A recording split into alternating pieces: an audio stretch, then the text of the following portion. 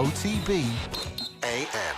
This is OTB Sports Radio. Right, a very good morning to you. Welcome along to OTB AM. It's Jerry Gilroy and Will O'Callaghan with you this morning. Will, how are you getting on? Good, Jerry, yeah. Watched a lot of football last night. Didn't get to see too many goals, but aside from that, football's back, and we just kind of persevere and hope that some of the teams are going to get sharper over the next few weeks. Are you enjoying this football? It's unusual. I think I've kind of bitten the bullet now and accepted, look, I prefer hearing crowd noise. I'm willing to accept that there's a fakeness about things, that there's CGI crowds in some of the different broadcasters. I personally prefer that rather than looking at an empty ground, which really feels like it's a pre-season friendly in Switzerland between two Premier League teams. I'm willing to accept the fakeness, but it's very clear over the last week or so, now that we've had enough of a sample size of games, particularly in the Premier League, the teams are just lacking that sharpness. It has that feel about pre-season, and it's perfectly understandable. I mean, these players have been running 5Ks and 10Ks and lifting weights. We saw the pictures of Johnny Sexton yesterday, but they don't quite have that match sharpness back yet. Maybe it's going to return in a few weeks, but it seems unusual because when they're playing in such quick succession, you're just trying to manage their workload, I'd imagine, if you're a coaching team. And I wonder, will we really see the teams hit full pelt between here and the end of the campaign? Yeah, I mean, you might do for the last couple of weeks of it, and they'll get up to speed. And then hopefully the break between the end of the season and the start of a new season is short enough that the sharpness comes back next season really quickly. But you do wonder if this is going to be the quality of football that we're watching without fans, how long that can persist. The stories today that we're going to have fans back in the Premier League stadiums before the end of the year, which obviously would completely transform the viewing experience, assuming that it's safe to do so, seems to be something that's dropped out of the conversation just recently. So, I think a lot of people I'm talking to are like, this is no good. This is not a very nice thing to watch. I mean, it's like, I'm watching it. Of course I'm watching it, but not particularly enjoyable. Yeah, and look, there's an argument to be said that there's too much at the moment. Kind of when the Bundesliga came back, there was this novelty value about it, that it was the only show in town for a few weeks. And so we sat down and watched games, and I think everyone probably enjoyed the Borussia Dortmund and Bayern Munich game. And then Munich sealed their 8th title, and people forgot about the Bundesliga again. And then they saw that Italy and Spain was back on TV, and then BT Sport were buying the Turkish league, and you could watch football almost 24 hours a day, and there's almost an excess to it. And then we've had a couple of hyped games in the Premier League, like take Everton and Liverpool at the weekend, and it turned out to be a bit of a stinker. And then you start to kind of question yourself, should I sit down and watch 2 games on Monday night, 2 more games on Tuesday? It's a lot of football to watch. Even if this football was of stellar quality, you can have too much of a good thing, Ger. Somebody's got to do it, Will, and you're taking one for the team, for the entire country, it turns out. A double bullet every day, yeah. 087 9180 180 is the WhatsApp number. Here's what's coming up on the show for you this morning. Very busy programme for you. We've got Stephen Hunt, who's going to talk to us a little bit about what it's actually like to be a football agent around about this time, and also about the fact that some players are winding down contracts and not signing the 1-month contracts and negotiating in the background, as well as talking about last night's football and maybe a little bit of Manchester United talk ahead of their game as well. Going to bring you through the sports pages around about 8:35 this morning. Our OTB Culture Hall of Fame boxer Eric Donovan is going to join us, and we're going to talk about the great HBO series and put them up against each other. So obviously last week we did The Sopranos with Peter Coonan. This week we're going to talk about The Wire, and after that Kieran Donaghy and John Teahan are going to talk basketball, and in particular Michael Jordan and their memories of caddying for MJ when he was down in Kerry playing golf. So that's coming your way a little bit later on, though. First, we're going to play you this episode. It's the very first one in the brand new series. It's Alan Quinlan's How's the Head, a really powerful chat with Sir John Kirwan, the legendary all-black rugby player, who has very publicly spoken about his own battles with depression and mental health issues, and how he came out the other side. So this is great stuff. Have a watch. You cannot just present a mental health plan to somebody who is in a traumatic situation because their mind is pretty clouded. They're in pain. Something bad might have happened in their lives, a relationship breakdown, a bereavement in the family, and they have every right to be depressed, don't they? You can't just say, here's a book, read this, life's going to be good.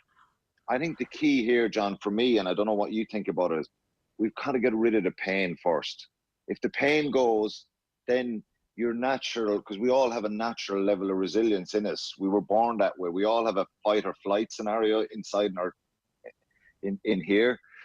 So I think that's really key for someone, because some people think that they're in this traumatic situation, and once I go and speak to someone, that's it, I'm going to feel great.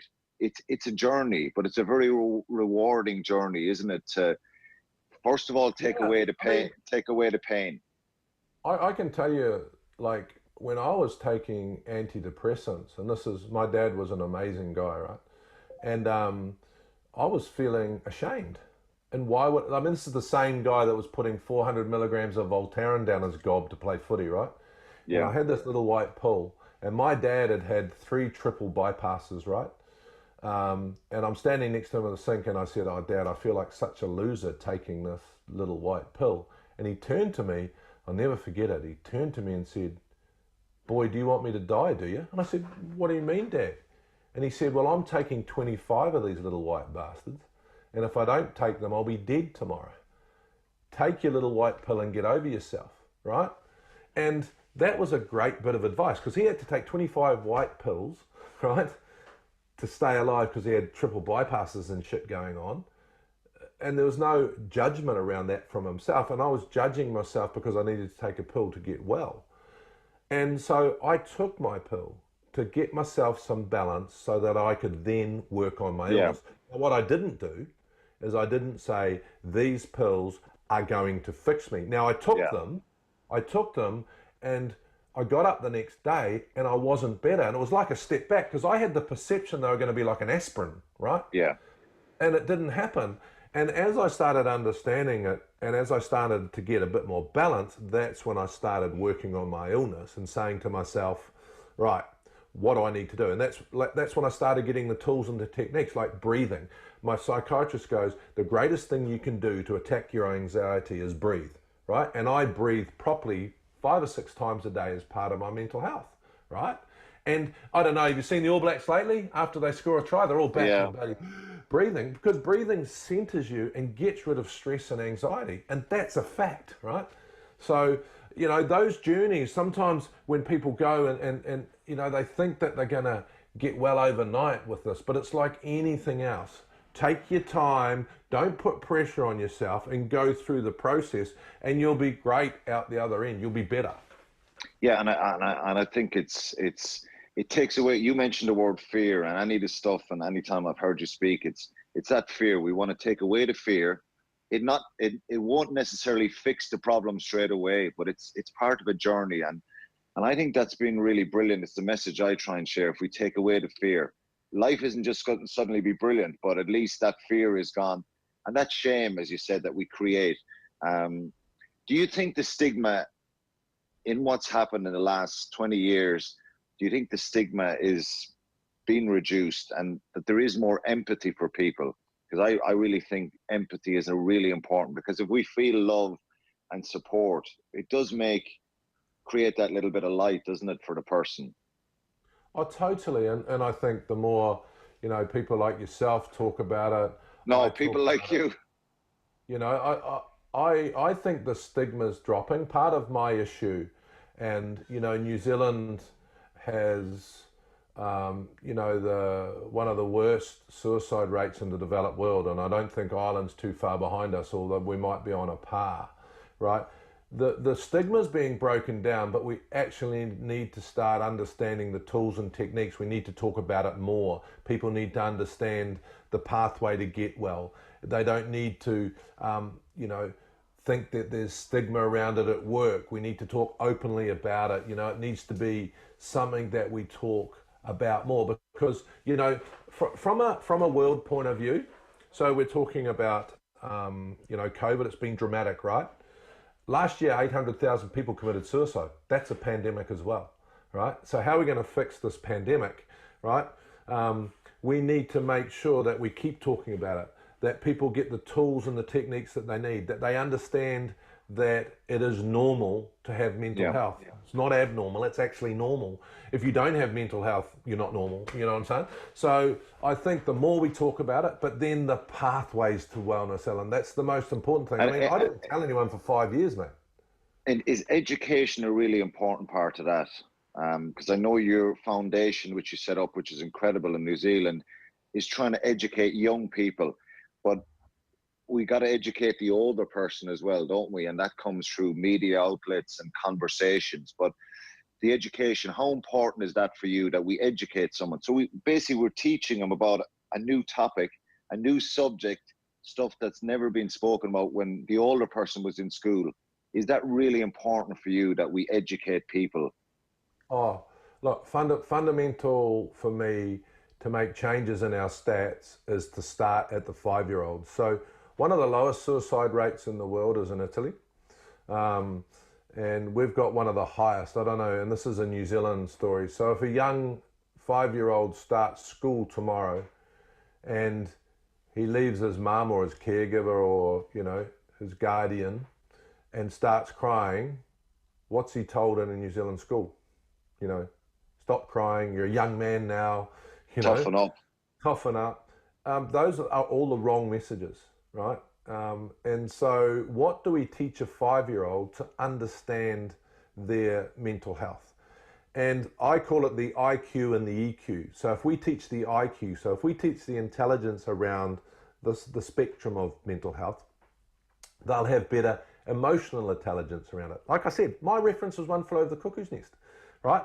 We've got our kids are having anxiety as young as 5 and 6 and 7 now. So, excuse me. So for me, we've got to educate our kids. That's where we need to start. Tell me a little bit about the new app that you've launched in New Zealand, Mentamia. Am I pronouncing it properly? You are, mate. That's all that time you spent in Italy, buddy. Yeah. So Mentamia is pretty much, so two things I believe in cracking this mental health thing. First thing is the kids. So the foundation we're working with the universities to create a curriculum. Then we're going into trials in the school, so it's going away. But then the other way was what I felt was that we needed to actually deliver a mental well-being coach in your pocket, right? I went out and interviewed 3,500 people, and stress and anxiety was the new norm, right? So more and more people are getting pushed towards that cliff that you and I fell off, right? So what I wanted to do was deliver to people in a really engaging way the simple tools and techniques to stay well mentally on a daily basis. The other thing that's really important is I wanted to meet people where they are at on the spectrum. So if you're well and you want to help someone else, there's something in there for you. Excuse me. If you want to learn techniques to get yourself well, if you want to learn how to breathe, that's all there as well.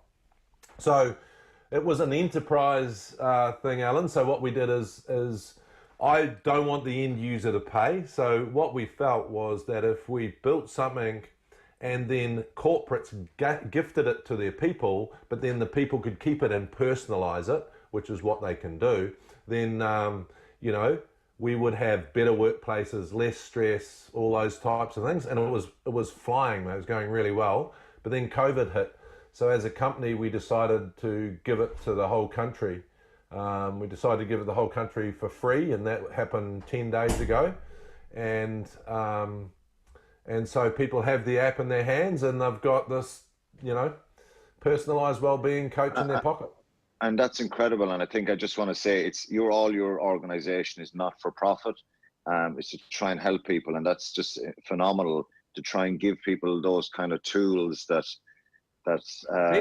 Mentamia, the foundation's not for profit, but Mentamia is a business, Alan. And this is really important because I think we need business to solve this problem, because I don't think the governments are going to have the money. So I think that if we can have a business model that serves the public, also serves businesses, then we can keep building and building and building on it. However, during COVID, it's free to everyone. I'd love to bring it to Ireland. Yeah, hopefully we can do that, and I can help you with that, because I'm not going to keep you much longer, John, because you've been incredible as always, and you're so passionate about what you say, which gives hope and gives inspiration. That was the whole idea of this conversation, is how can we send out a message to people that you can get better, the light can shine again for people, because there is a perception around mental health that visually we can look at somebody and we see the trauma, and that can be the case as well. Somebody who has an addiction problem or who has had that bereavement or has had that relationship issue. But a lot of people are hiding this. CEOs of companies, captains of sports teams, and they even feel more pressure. So mental health I think it's really important to say, can affect everybody, from the guy who's a millionaire, billionaire, right down to somebody who has no money. Sometimes all the money in the world means absolutely nothing to that person.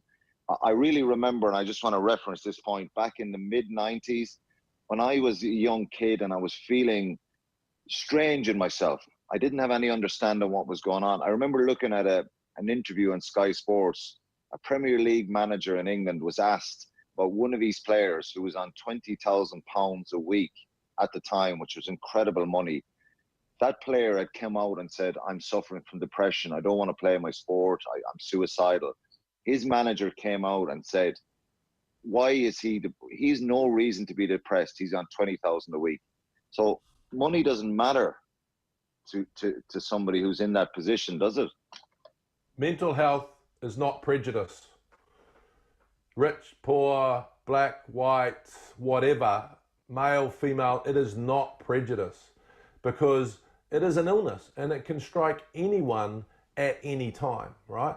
And I don't like to compare other illnesses, but for example, if you smoke all your life, we all know that there's a possibility that you've got a higher percentage of getting a form of cancer, right? If you've got stress and anxiety in your life all the time, you're going to have a high percentage of suffering from mental health. So if you're a footballer, your stress is through the roof. If you're running the CEO of a business, your stress is through the roof. If you're in a family, in a normal situation, it could be stressful. There's no rules to this because it's not prejudice, right? And you and I were the same. I kept saying to myself, why me? So my message to people is mental health is everyone. It's not prejudice. And if you like physical health, if you're going through a bit of a hard time, reach out, get the help, reach out to a friend. That friend, make sure he walks with you to get that information, right? It's just like anything else. Get the information that you need. And if you get it early enough, then you might not get pushed way down and end up like Alan and I did. So get it early. And I think the most important thing too, Alan, during COVID is it's really, really important to make peace with your emotions.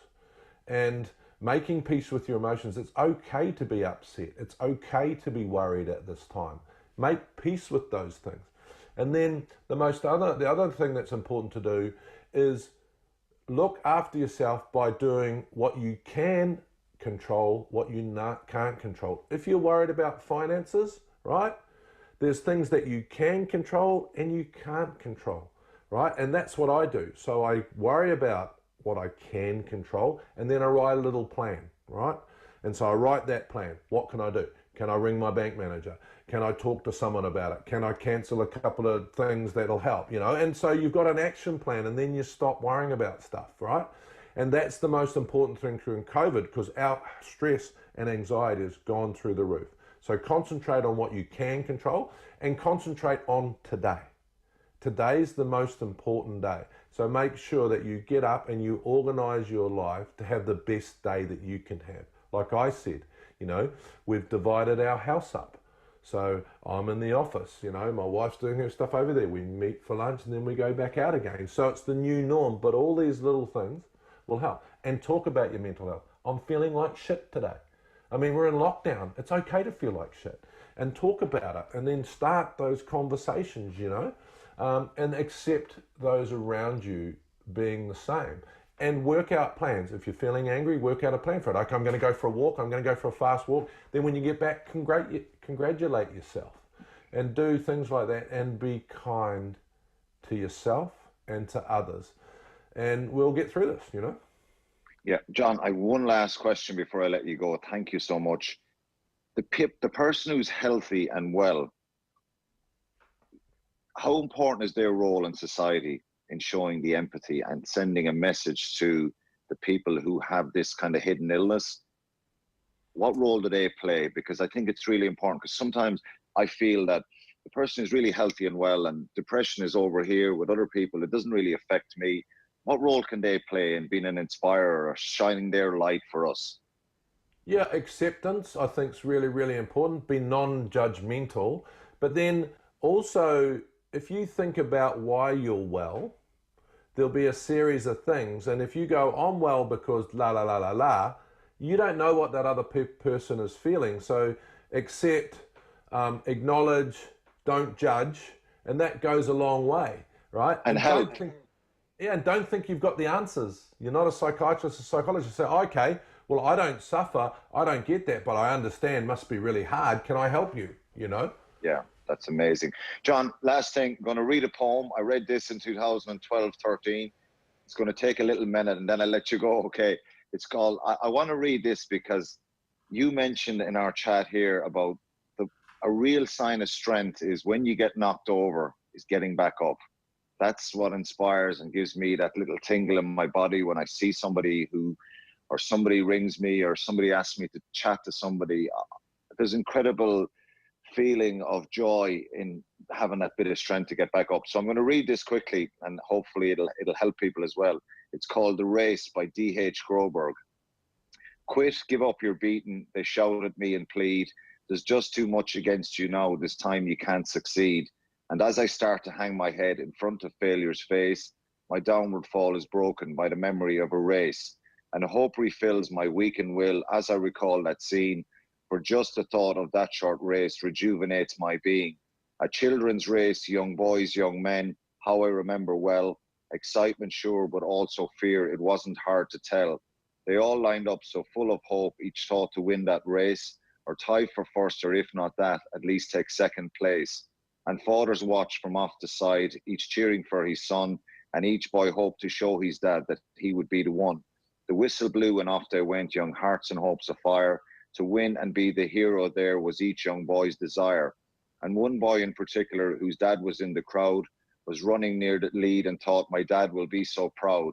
But as they speeded down the field across a shallow dip, the little boy who thought to win lost his step and slipped. Trying hard to catch himself, his hand flew out to brace, and mid the laughter of the crowd, he fell flat on his face. So down he fell, and with him hope, he couldn't win it now. Embarrassed, sad, he only wished to disappear somehow. But as he fell, his dad stood up and showed his anxious face, which to the boys so clearly said, get up and win the race. He quickly rose, no damage done, behind the bit, that's all, and ran with all his mind and might to make up for the fall. So anxious to restore himself, to catch up and to win, his mind went faster than his legs, he slipped and fell again. He wished that then had he quit before with only one disgrace. I'm hopeless as a runner now, I shouldn't try to race. But in the laughing crowd he searched and found his father's face, that steady look which said again, get up and win the race. So up he jumped to try again, 10 yards behind the last. If I'm going to gain those yards, he thought, I've got to move real fast. Exerting everything he had, he regained 8 or 10. Trying hard to catch the lead, he slipped and fell again. Defeat, he lay there silently, a tear dropped from his eye. There's no sense running anymore, 3 strikes, I'm out, why try? The will to rise had disappeared and hope had fled away. So far behind, so error-prone, a loser all the way. I've lost, so what's the use, he thought, I live with my disgrace. But then he thought about his dad, who soon he'd have to face. Get up, an echo sounded low, get up and take your place. You were not meant for failure here, get up and win the race. With borrowed will, get up, it said, you haven't lost at all. For winning is no more than this, to rise each time you fall.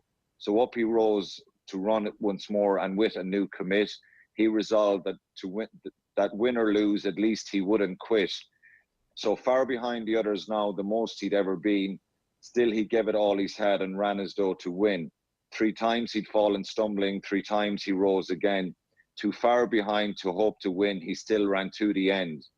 They cheered the winning runner as he crossed the line first place, head high and proud and happy, no falling, no disgrace.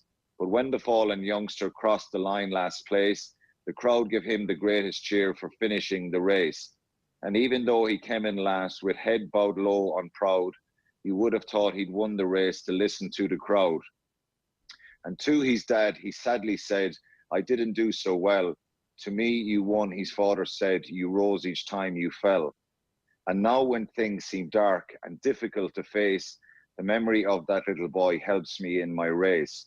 For all of life is like that race with ups and downs and all you have to do to win is rise each time you fall. Quit, give up your beating. They still shout in my face, but another voice within me says, get up and win that race. That's it. I get a bit emotional when I... Yeah, that was beautiful. Really beautiful. Because it just gives a lovely message, doesn't it, about getting up. And I lost my dad a year ago. He's dead tomorrow, a year. And I think about my dad, and I'm sure you do, and somebody who's had an influence in your life. And I genuinely mean this, John. I'm not patronizing. You've had a massive influence on my life, so many other people's lives that you've never met or seen. So I think what you've done and what you are doing, continuing to do, is just incredible. So I thank you so much, not just for joining me here, but just for doing what you do, and the message that you send out, that it is okay to be struggling, and there is help and support there, and there is a change in humanity in the way we approach this. There's a lot of materialistic bullshit in the world, consumerism, false advertising, judgment, pressure, social media, but there's a lot of wonderful things in this world as well, and I think you give that message so beautifully. So I want to thank you for that. It's just been incredible having this conversation with you. Oh, you're welcome, mate, and the work you're doing is amazing. And I'm hoping that we can bring Mentamir to Ireland, and we can do some work together. I think just for the viewers, when I was really, really unwell, all I wanted to be was happy. And I don't give a shit about money. I don't give a shit about the material things. I still strive to have goals and stuff, but my goal every day is to have the best day that I can have. And if you put your day into compartments like that, I don't worry about yesterday. I don't worry about tomorrow. I just concentrate on being the best me that I can be today. And if I give, if I show kindness and get it back, it makes my day. So there's things that you can do every single day that's going to help your mental health, and one of those is giving to others and just being kind. And so I just thank you for your time, mate. It's been a real pleasure hooking up again, and we just got to keep spreading the word, brother. Keep spreading the word. Keep spreading the word. Okay, that's it from me. I'm going to be back with some more guests in the next couple of weeks. I'm not sure I'm going to be able to top that, but I hope you enjoy listening to myself and John Kirwan. Thank you. OTB AM on OTB Sports Radio, Ireland's first and only sports radio station. Football is back. Liverpool have got it front, and Sadio Mane scored. Like the rest of us returning to work, the Premier League is also back. Keep up to date with the latest scores on the OTB Sports app. Live updates and analysis of this summer's Premier League action. The OTB Sports app. Live score updates straight to your phone.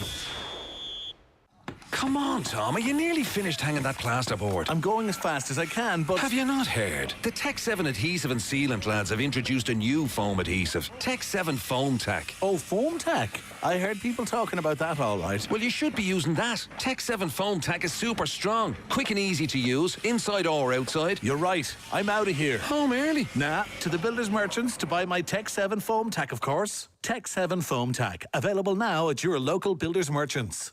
OTB AM.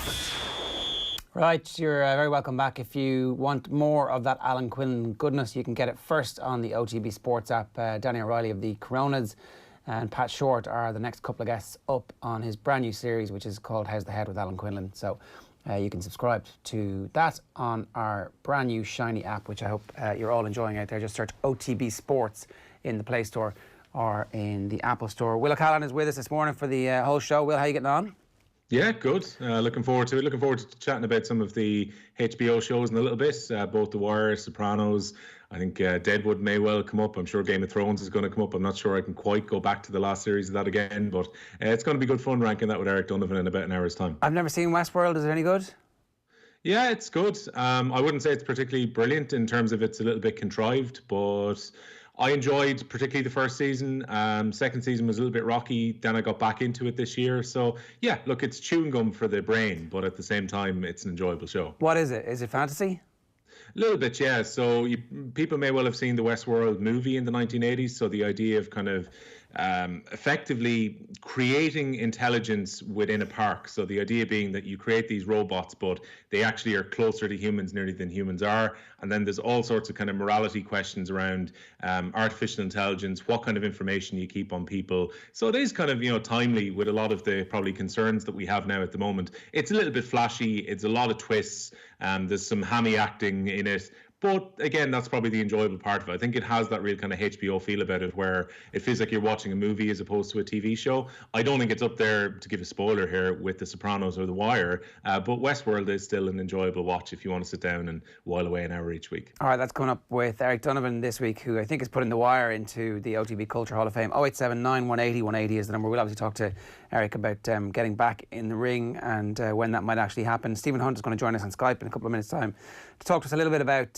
what it's actually like for a footballer at the moment to be winding down the contract and the benefits of that. Obviously, in some instances, we've seen from an Irish perspective over the last 24 hours or so, Jeff Hendrick looks like he's on his way and looks like he's going to get a fairly good deal wherever he goes. So we'll talk about that a little bit later on, and loads more too. We were chatting a little bit around 7:30 about whether or not people are actually enjoying the football as much as, like, when we had no football, we thought when this comes back, it's going to be great. But actually, that was a false hope, really. And maybe we were putting too much expectation on these footballers to be able to perform at the level we know they're capable of straight away. As you said half an hour ago, they've been running 5Ks and lifting weights. That's not great practice for 90 minutes of top-flight Premier League action. No, and we haven't really seen teams kind of click together in the way they were when we were coming into March, when understandably they had months of football behind them and that match sharpness was there. I think it's no great coincidence that we're seeing very few goals scored in the first halves of these Premier League games that have come back. You can almost at this point write off the first 45 minutes, watch the second half, and in all likelihood you'll see 1 or 2 goals after half time. But we're guilty, of course, us in the media and those of us as football fans, of hyping up all the games that are coming around. So we all reckon the Tottenham against Man United was going to be excellent last Friday, and it was a big fight for the top 4, and it was a little bit drab. And then Sunday we had a very drab game between Liverpool and Everton, and then you invest all your hope into say the likes of last night, West Ham against Tottenham. Both teams have plenty to play for, and then we saw both managers put out their teams in a relatively defensive way. Tottenham were set up well on the break, but West Ham, for a team who were battling at the wrong end of the table, didn't look like they were going to create too many chances, and that's how it played out. And similarly, I think Leicester have been a little bit kind of safety first. No great surprise now that their run has extended back to just 2 wins in their last 10. They've lost 4 games in that period, but yet they look so comfortable inside the top 4. Top 5 could be good enough for Champions League, and Leicester probably did enough work before Christmas to make sure they go through. You get the feeling they're probably going to just limp to the line at this stage. But there is a bit of a race for third now. Chelsea take on Leicester in the FA Cup this weekend, and then they'll resume their battle with Leicester for a third place finish. And if Leicester continue to drop points as they have with the 2 games they've come back, maybe Chelsea can catch them, get the top 3 and be guaranteed of a place in the group stages of the Champions League next year. Yeah, Chelsea seem to have a bit of form about them, which I think is, anybody who finds a little bit of form early on is going to have a massive advantage here, because you can get out to you can get a bit of momentum if that exists. I don't think it does, but you know what I mean, and actually rack up points against teams who are warming up over the first few weeks, and then suddenly the season's over. So big opportunity for some of those teams to make a quantum leap forward and set themselves up really well for next season. Likewise, there's a big opportunity for a few teams to sink like a stone. Having seen Villa play twice now, at this point you would say there's a chance they might be one of those teams. And there's a few teams around there, like West Ham, for example. West Ham got to hope that everybody else plays really badly over the next 5 or 6 weeks, because they don't look like they're built to survive at the moment, do they? No, and the fixture schedule was very mean to them as well, Jerry. Even before we went into lockdown, people would have looked at the 3 games which were upcoming for David Moyes' team once they fell down to just being outside the relegation zone on goal difference. They've had Wolves. They obviously had the game last night, which was difficult, going away to Tottenham Hotspur. They've got, I think, Chelsea coming up next. Like, it's been a very difficult restart for West Ham. And the worry would be they're a team who don't look like they're going to score a huge amount of goals. They're very much focused on trying to keep teams out at the other end and then trying to nick something, particularly from free kicks and corners. And they do have some decent delivery coming in when you look at the likes of Anderson and Mark Noble. But you don't get the impression that Mikel Antonio or Lanzini are going to score enough goals for West Ham. Maybe they'll stay up just by the virtue that I can't see Bournemouth picking up too many points between now and the end of the season. And as you mentioned, Aston Villa are struggling. For Aston Villa, if they had beaten Chelsea at the weekend and hung on when they went ahead, it would have been a fantastic weekend for them because the teams around them had all dropped points. But you get the impression that even if you look at Brighton, who are in the mid-30s point-wise now, last night if Mopé had scored that penalty, you probably would have said they were 100% safe. But even I think they're on 36 points. That should be enough for them to stay up because I just don't see Bournemouth, Aston Villa picking up a huge amount. It looks like it's going to be a battle with Watford, who I think should have enough maybe to pull away, and then the other three teams to decide who the two are that join Norwich, because there's no way that Norwich are going to overhaul the 6 points they're behind at the moment. The only way would be if they emerged blinking into the sunlight from the pandemic as a team absolutely blitzed and ready to go, but that hasn't been the case, so I think you're right about that one. Harry Kane, they were obviously awful last week. Awful against Southampton. Harry Kane obviously scored for Spurs last night, and obviously it gives us an opportunity to replay this because of course he did. Jose Mourinho had no doubts about the fact that his goal-scoring touch would return. No doubts whatsoever. I had a few strikers that played for me and they are not bad. I had one guy called Drogba. He played for me 4 seasons. He scored 186 goals, which gives an average of 46 goals per season. I had one guy that is not also bad. He plays for Juventus now. He played for me 3 seasons. He scored 168 goals, which gives an average of 56 goals per season. I had another guy that is not also bad, called Karim Benzema. He played for me 3 seasons. He was not always starting because he was quite young at that time, but he scored for me 78 goals in 3 seasons, which gives a 26 goal average per season. I had another one called Milito. He played 1 season for me. He scored 30 goals. He won 3 titles. And of course, the average is 30. I had another guy that plays for me 1.5 season. I say 1.5 because in the other half, he had a big injury. A tall guy called Zlatan. He played for me 1.5 season. He scored 58 goals, which gives a 29 average per season. So, dear Paul, I have lots of respect for you. I think Harry Kane has no problems at all to score goals in my teams, especially when he's fit, when he's fresh, when he has routines of playing. So that's my message to somebody that I have lots of respect for.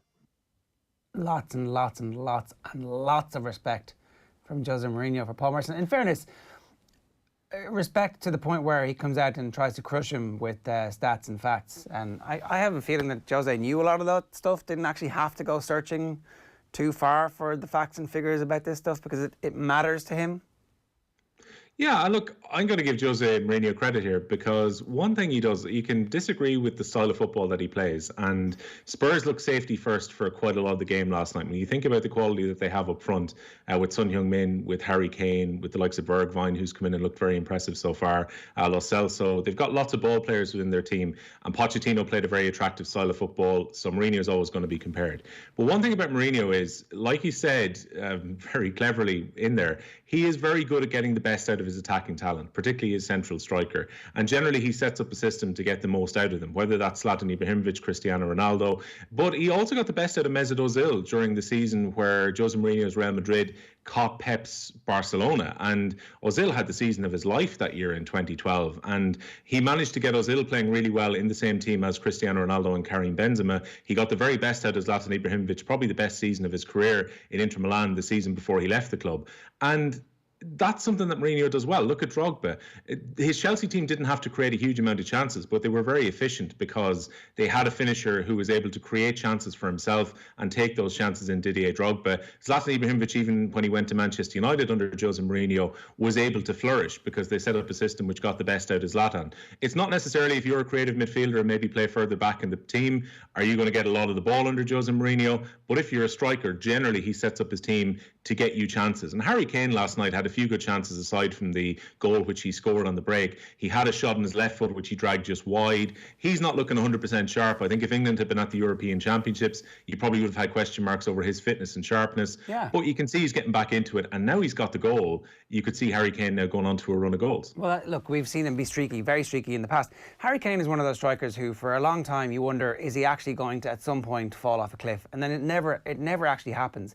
He always manages to come back from injury or setback or a drought with a slew of goals. And it doesn't look like he should, because there's no specific individual thing where you think, oh, Harry Kane is the best in the world at that. It's not like he's got an amazing leap, or his pace is sensational, or his dribbling ability is incredible, or whatever it is. It's just a will to win that Harry Kane has, that has seen him bounce back from every setback that he's ever had.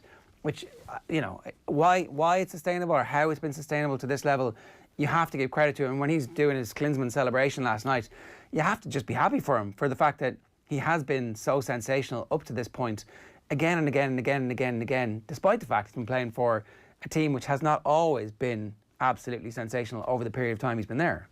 Yeah, and he was a very late bloomer as well. He came into that Tottenham team quite late after a few loan spells.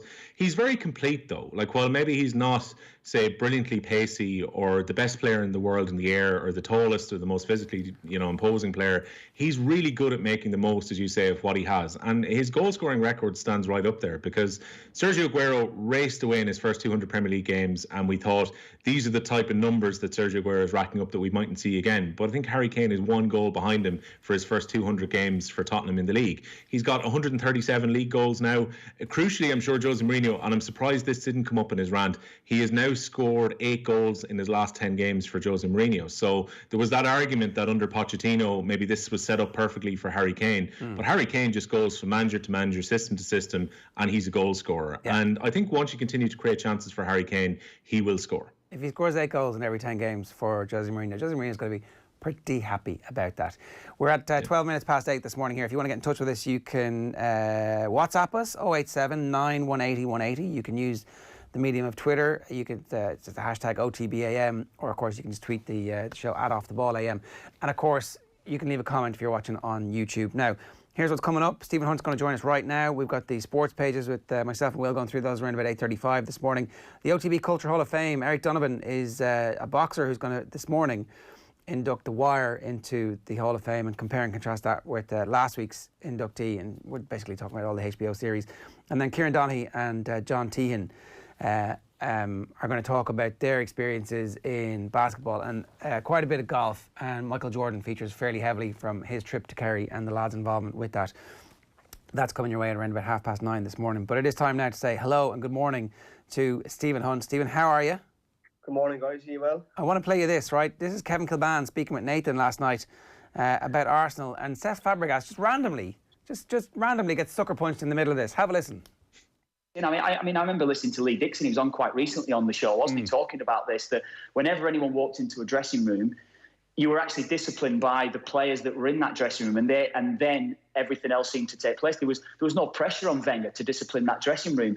Wenger, from what you hear about Arsene Wenger's mentality, has always been just let the team go out and play, just let them go and express themselves. And maybe after that core of player left that dressing room, that weren't able to maybe bring that sort of discipline over to the rest of that group of players and new players that were coming in. Maybe it was then. I'd say maybe mid-2000s. I mean, and I suppose it's easy to say when they've had that lack of success, but the mentality has certainly switched after they had that great season where they went unbeaten. It's no coincidence to me with the calibre of player and calibre of man, I think, that they had within that dressing room, that they've gone the way that they've gone. Fabregas was the one, I think you've spoken about this before, who was probably a little bit too mouthy. Was it giving him too much power, too much of a leadership role at a young age that caused a lot of the problems? Yeah, maybe. I mean, do you know what? If you're winning trophies, it doesn't matter, does it? That's the thing. But Arsenal haven't been winning trophies. And as I said before, I don't think it's any coincidence that Arsenal haven't been winning the trophies with that lack of, and I'd say, leadership. You can be a mouth box. As I said, if Fabregas is going to come up to me in the street and give me some of the mouth that he would have given me or others on a football pitch, what would he do? He'd get a slap and he'd be put in his box straight away. But he's protected, so he knows he's protected. So he feels as though he has a right to go around shouting his mouth off any which way he wants. So I feel as though, as I said, I mean, they're saying before that there has a turn. I wouldn't want to single anyone out. It wasn't just Fabregas, and I know Fabregas, yeah, he was a bit of a tool at times, but there was many others. I feel as though that was in the ranks there at Arsenal that were a bit like that, and I felt as though that was bred into the club with all those young players that were coming through the system, and I feel as though that they were always on a hiding to nothing with the type of character that they had maybe at the head of that dressing room. Yeah. I think, Stephen, part of this was about Guendouzi apparently talking about money to Maupay at the weekend. I don't know. Look, how important is it that the leaders in your dressing room aren't mouthboxes? Yeah, listen, I think there's no harm in having a bit of attitude, having a bit of cockiness on the pitch. But when you start talking that rubbish, obviously, you're going to get some back. So the problem you have is that's old school banter, if I'm honest with you. I think when I first went to England, there'd have been loads of people shouting, "Oh, how much money you earning?" Right through my career, probably into the last 5 or 6 years, until that stopped. So to hear the Arsenal boy at the weekend mention money like that was surprising, to be honest with you. I think it's rubbish banter. I think it's old school banter. I think he needs to get some new banter, if I'm honest with you, and get on with it. And I don't mind verbals on the pitch. Listen, we've all had it. And I think the old school Arsenal, well, the Premier League, when I was in it for 5 or 6 years, would have been Pires, Henry. They didn't really need attitude at the time because they were flying. They weren't really cocky. They didn't give much away. If honest with you, sometimes you'd look for a reaction, and if you got it, you'd be happy. So this banter at the weekend with the Guendouzi or whatever is poor for me. I'm sure there's other ways now these days of getting stuck into players and winding them up. So, and in fairness to Fabregas, it was a long time ago. I think I remember playing against Van Persie, and half-time, or just after half-time, I said, "Listen, can I have your shirt after the game?" I had my brother-in-law who's an Arsenal fan, and by the 78th minute, we had each other by the throat. So, and then at full time, I asked him for a shirt. He told me to get lost. So I thought it was pretty petty, but that was the attitude of the Arsenal boys in that era. They were a little bit cocky without winning anything. Chelsea, the Man U lads, had loads going for them, loads of banter on the pitch, but never really always won something, so they got away with it. So you've got to back it up. That's the thing. It's like, it's almost like Fabregas was part of a team that were able to do whatever they wanted, give it and take it, because physically they could look after themselves and they were winning, but then didn't bring that culture the rest of the way through, or maybe didn't have enough support to actually inflict their game on everybody else. No, I would give Jose Mourinho credit at the time. I think he come to the Premier League with a structure that nobody really had seen play before and caught everyone by surprise, and won titles. Arsene Wenger had won titles before that, playing their way, hadn't had exceptional players do things on the football pitch I had never seen myself on the pitch. So, and they were really difficult to play against. But then Mourinho come into town with a bit more of a structure behind it, with obviously good players to back it up and money to spend on players. And I think Arsene Wenger probably, if anything, failed to adapt to teams like that would have enabled him to win Premier Leagues, but didn't want to. I don't think, if I'm honest, I think his structure behind it was based on go and play, go and express yourself. So just to go back to Guendouzi for a moment, right? Because Arteta has said that he kind of actually quite liked Guendouzi grabbing Maupay by the neck, and I can see as a coach that you do actually want your players to be physically aggressive, because especially at Arsenal, there's been a reputation for them being a bit soft over the last couple of years at the end of the Wenger era. As a manager, you've got to balance that out between, like, don't be like bragging about your money to the point where you're going to inspire the opposition to come at you, but you need to be physically imposing too. So what's the right way out of this from Arteta's perspective? But to be honest, what is grabbing somebody by the neck going to do for somebody? I think by standing up, by looking them in the eyes and being a man about it. And what are you going to do on a football pitch? You can't do anything on a football pitch. You hear all these guys, give a slap. They don't give a slap to anybody these days in football. It's very unlikely someone's going to get a punch in the changing room, or very unlikely someone's going to get a punch on a pitch. Hasn't happened in 20 years. So to grab somebody, you're wasting your time. Just go and play a game. Have a bit of a structure behind you where you look fearful, you look like you're ready for the battle. And to be honest with you, on a football pitch, you look somebody in the eyes, you get a feeling, right, okay, they're up for it or not. Grabbing somebody by the neck is not really going to do anything, let's be honest about it. Is Arteta in a bit of trouble at the moment at Arsenal? Has it been a bit more difficult for him than he would have anticipated? Because we see reports that David Luiz is getting a new contract.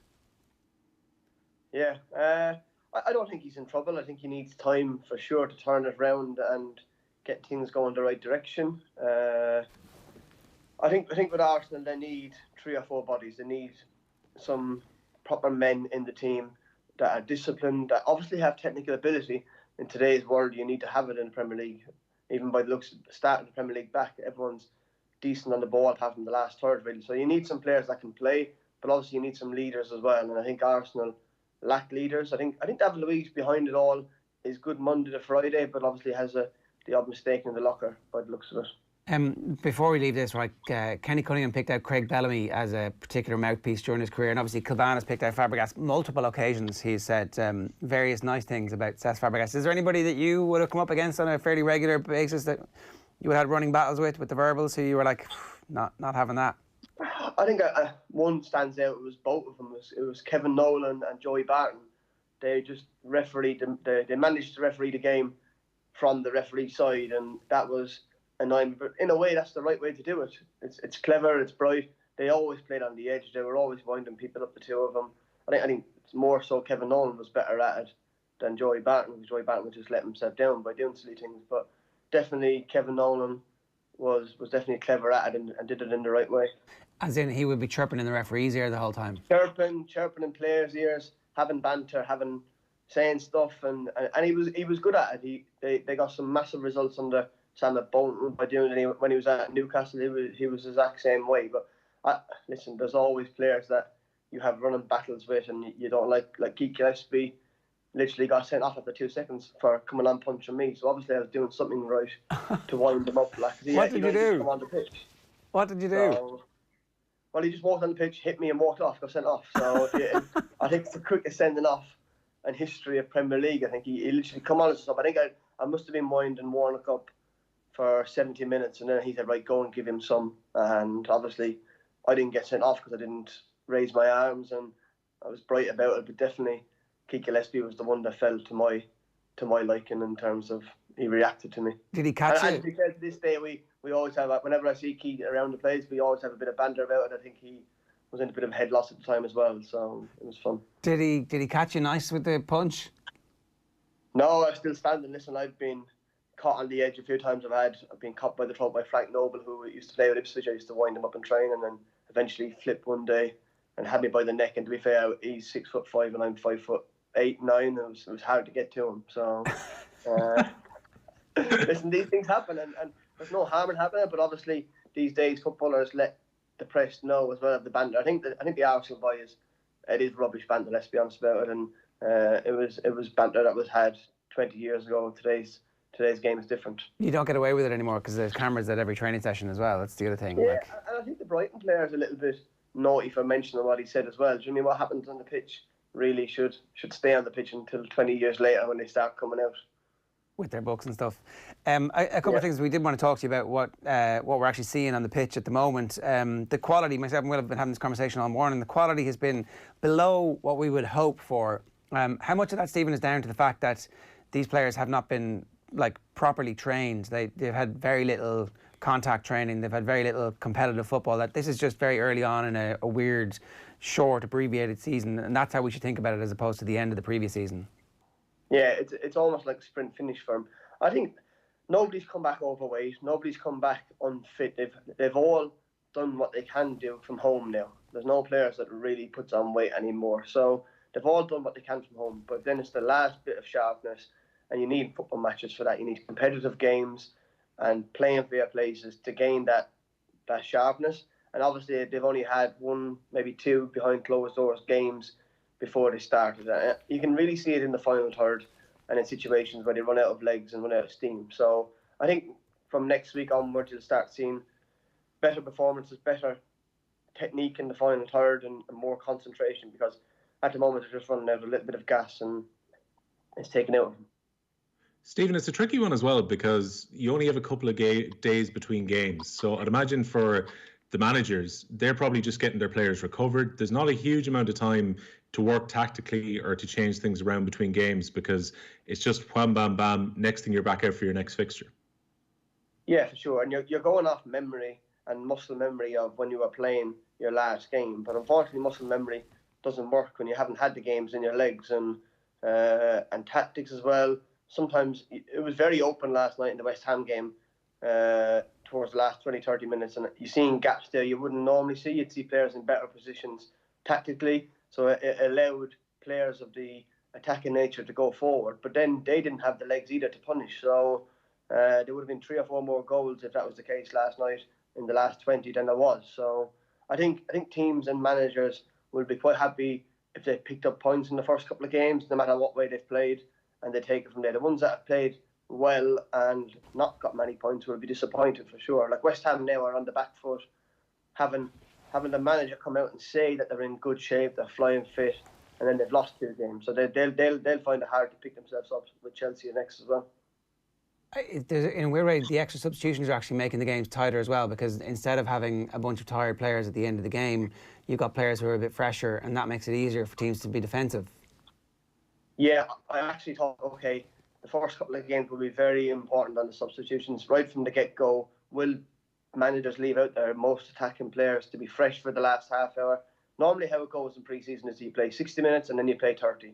So you mix it up and you play 90 within 2 or 3 days. And some managers have done that with players after 60 minutes. Dele Alli last night, for example, straight off it with 60 minutes gone and rest up. So it is difficult for them to get the right balance. The attacking players that are coming on as fresh, you would hope they'd punish the teams that are tired. The other thing that we wanted to talk to you about was obviously, as somebody who understands how the business of the game actually works at the moment, representing players and seeing how clubs are looking for players on short-term deals. The Jeff Hendrick situation is very interesting from an Ireland perspective, for example, where he's not going to play, it looks like, at this stage. And there are long-term deals on the table from big teams who will obviously pay him very well. There's a big opportunity for a lot of players who are at the end of their contract at the moment. And then for other players, there's an opportunity to take a short-term deal and try and use that as a springboard for a long-term deal. So what's it actually been like, and what conversations are you having with teams and managers around to kind of understand exactly how this weird period is going to work from a player's perspective? Yeah, listen, I think if Burnley were in the bottom 6 and they wanted Jeff Hendricks to play, I'm sure the manager would have been knocking on the door for Jeff to play. I don't think Jeff was keen to play, and I understand these reasons. It's not just Jeff, there's a load of other players as well.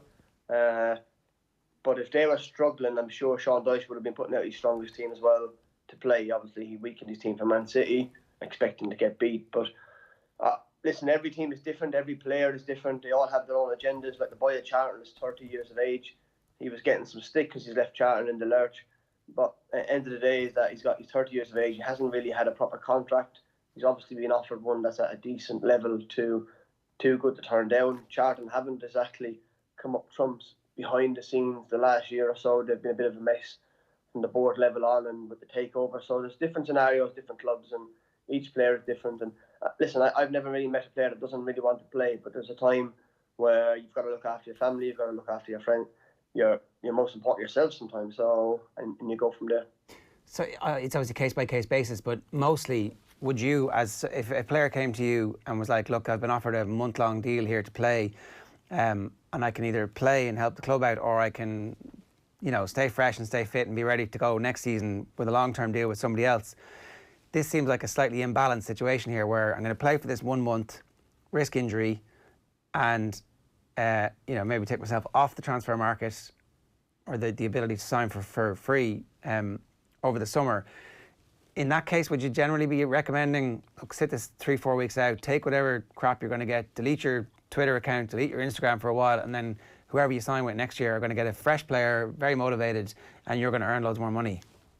Yeah, I suppose you're stabbing in the dark a little bit with the way you're trying to get to say what we need to say. I think every player is different, and if it's a case of the player hasn't got a club and he's really struggling for form and he can get in the shop window, and either one, he's financially secure, or two, he's no money, then he goes and plays and he tries to get a better deal for somewhere off the club he's with at the moment. To show some commitment to the club sometimes is a good thing as well, that has paid his wages.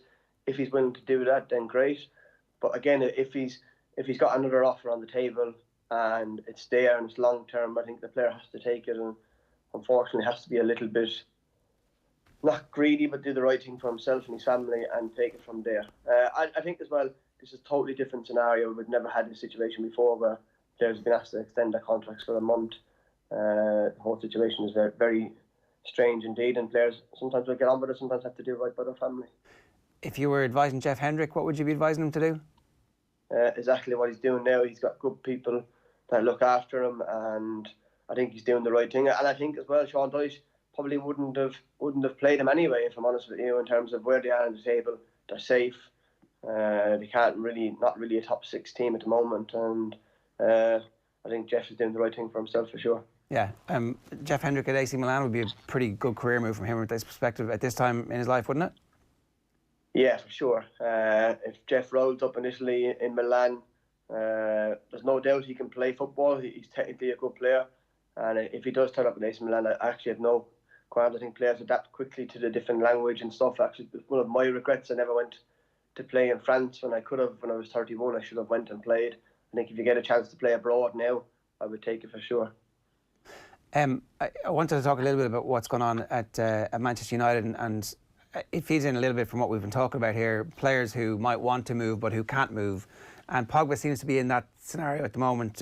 News coming through about a potential transfer between Barcelona and Juve, and people joining the dots to say, well, this means Juve aren't going to sign Pogba back, so that's another place that he can't go. Are Real Madrid about to spend money on Pogba? It looks unlikely at this stage too. So Pogba might have to knuckle down now and play another year at Manchester United.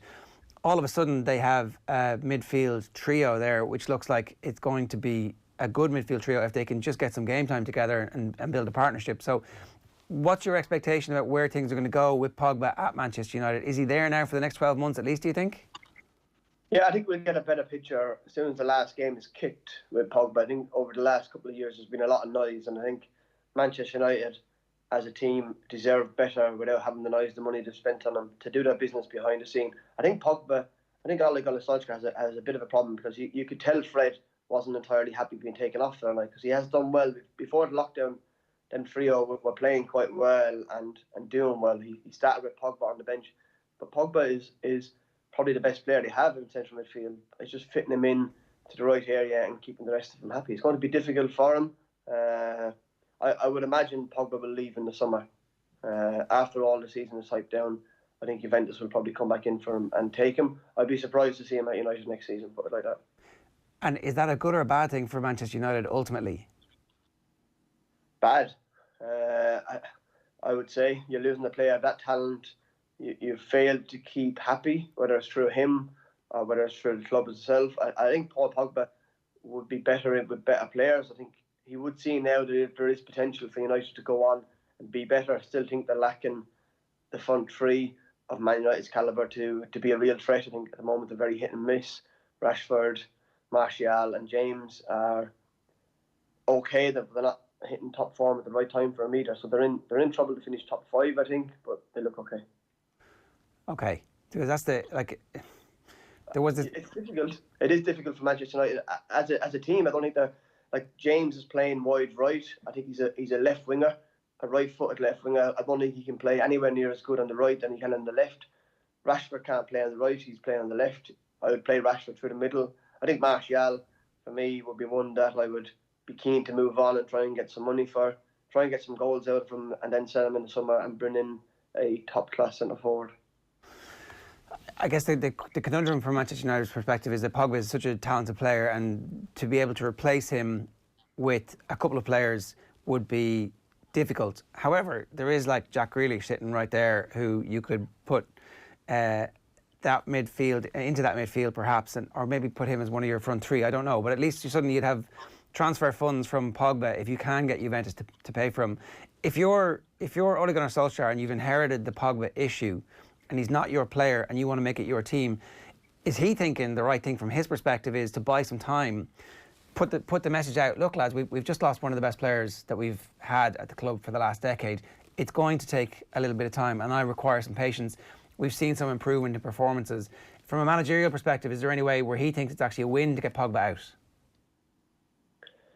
Yeah, I think he would be on a win-win in terms of, I think he's been bought time already. He went through a real sticky patch in the middle of the season and they didn't fire him. I think they then come back good just before lockdown and have looked okay since they've come back. So he has a bit of time. I think he has the boards back in to rejuggle the whole situation. It's going to take 2 or 3 years, in my opinion, to get Manchester United back to the level that they were at. And even then, it's going to be difficult with all the teams and the managers, quality managers that they have around them. So if Pep stays and Klopp is staying, obviously, very difficult for Manchester United to reach the top again. So the board has to be patient. I still think they need 2 or 3 players to be anywhere near the level they need to be. I still think that the goalkeeping situation, he hasn't been that good the last 6 months to a year, and will definitely need to pick his performances up because Henderson at Sheffield is doing really well. Yeah, okay. Stephen, I don't know if you're a subscriber to The Athletic or not, but Stephen Ireland has done an interview this morning where he says he wants to get back into top-level football. He says he's training like a maniac, lives in the same estate as Fernandes and Fred. I presume it's not an estate. I'm sure there's I'm sure it's a nice enough gaff. And says that he's good enough to get back into top-level football at 33. He says he's got 4 or 5 years left, 3 or 4 years left in him, minimum. He says physically he feels only 27 or 28. That's one of the great lost Irish football careers, isn't it? Listen, everyone has their own pathway in football, and sometimes it goes smoothly well all the way up, and you stay on the right roller coaster of a ride and you stay on it. Everyone has their own way. I think it's be unfair on me to question Stephen Ireland's career when he was playing really good football. The talent is obviously there. The one thing I would say is that since lockdown, my times have improved in the 5K running, and I've been running with my lads that play football, and I look okay beside them, but I can't play football. I couldn't. Do you know what I mean? But to be fair, he's only 33, and I think for Stephen Ireland, if he can get back playing and being in a good place, then why not give it a go if he wants to? Otherwise, he's going to have some regrets. But to get back to a level that the Premier League is at and where he was at, I think it's virtually impossible. But why not give it a go from Stephen Ireland's point of view? I don't think he would have earned a lot of money over his time. If he wants to give it a go for 2 or 3 years, then do. If it's the case he's playing League One football and he's enjoying himself, then why not? Because you're getting paid for something you do, and if he wants to give it a go, then great. But to get back to the Premier League, I'm sorry, but it's going to be very difficult. Yeah, so there's no prospect of him making an Ireland comeback or anything like that, is there? Premier League and getting in the Ireland team, you could be a championship player and get in the Ireland team. So I'd never rule it out, but because he's a talent, let's be honest with it, he's a really good footballer. But to get back into the Ireland setup would be Rocky Balboa stuff, put it like that. And when your 5Ks were getting down to whatever they're down to, are you thinking I could make a bit of a comeback here? Are you strictly five-side or? It depends. Towards the end of lockdown, I was running with Matt Doherty, and he was overlapping me twice on a 400-metre track. So I knew I couldn't come back, and then but my times have come down 3 or 4 minutes. So I would have lost like 10 pounds over 7 weeks, which is quite a lot. So I thought I was fitter, I feel better, but not for 1 minute am I foolish enough to think I could come back and play football. Right. I thought maybe that you were going to, go back and play some junior hurling or something at least. Well, the opportunity now at the moment would be there to come back and play, because I'm back home, but at the same time I'm busy with my work, so I'll keep my head down and keep my work. But in fairness, I do, and I have dropped it into the wife, which she gave me a look like, are you kidding me? So I think I'm going to stick to being busy with my work, doing my 5K runs, playing a bit of golf, maybe a bit of tennis, and actually just from a lockdown point of view, the running that I've done and the fitness work I've done, you feel a lot better for it, and it's helped me, to be fair. Like physically and mentally, I think that's kind of been the big thing. People have. There was a survey that was released about 4 or 5 weeks ago that said the whole country had never been more active. That like 70 or 80% of people were out walking or running, and you really hope that as a country we continue to do that, because it makes a big difference to your mental health. Do you know what? It's so funny. I've seen 4 local men, a little bit older than what I am. They like to Killinascully. They go for walks every morning. You know, the girls in Killinascully. I have videoed it. I'm going to stick some music to it to take the mick out of them. But all seriousness, it's great for men and women, children to be out, being active, and it's really helped me through lockdown, to be fair. And I was one of them that was always in the car, I was always on the go, and if I didn't go and do something, waste my energy, I would have been in big trouble over lockdown. But now that I'm fitter, stronger, and I'm not planning a football return, but actually I've lost distance with my golf game, 20, 30 yards. I've lost a bit of muscle, a bit of weight behind my ball, so I need to sort that out now, I think. Just lifting some weights. Just you bring it up there. Like, are you going to be as busy? Are you going to do all the travel that you used to do? Do you feel like you still need to actually go and watch games, or can you do some of the work remotely that you used to be? You know, like we were all busy fools a little bit when you look back on what our lives were, particularly us all commuting, the long commutes that everybody had. Makes no sense. So from a football agent's perspective, do you need to be everywhere you used to be? Yeah, well, even over lockdown, I'd have read a couple of books and regarding business meetings and stuff like that. I think it's always good to be face to face with somebody, in front of somebody, to get their body language, to get their feeling of how they're going to go with from their business point of view. And I will continue to be on the road. Definitely going to games. I think obviously we're not allowed to go to games at the moment, and if I wanted, I probably could get in, but I don't think it'd be the right look to be in a game at the moment. And from a business point of view, I'd rather be face to face with somebody dealing with it. Of course, you can have your calls and you can work from home, and I have a platform at Y Scout where I can watch any game in the world the next day. So I'm in a good place. Yeah. All right, Stephen, great stuff. Always great to talk to you. Thanks a million for joining us. Have a good day. And good luck with the weightlifting as well. All right, reminder that Off the Ball and the OTB Sports app are bringing you exclusive live radio commentary of Premier League football for the rest of the season. It is Liverpool against Crystal Palace, Wednesday at 8:15. That's Nathan and Brian Kerr on duty for that one tonight. Tomorrow, Chelsea against Manchester City. Nathan and Stephen Kelly on duty for that one. On Sunday, Watford against Southampton. It is Stephen Doyle and Damien Delaney for Watford against Southampton, which kicks off at 4:30. And then Thursday week, Manchester City against Liverpool. Nathan and Brian Kerr on duty for that one. The sports pages are up next. But first, Ben Rothenberg of the New York Times joined the show last night to discuss Novak Djokovic testing positive for COVID-19 and his anti-vax status and the crazy stuff that his wife has been propagating, that COVID is connected to 5G. So it's great that Novak Djokovic has revealed the true character and the true beliefs over this period of time. But here are the lads talking about it last night. Have a look. Maybe it's wrong to be connecting Djokovic's stance on a vaccination from a couple of months ago to this tournament and this tour going ahead. But have there been signs that in general he's had a relaxed attitude towards this virus?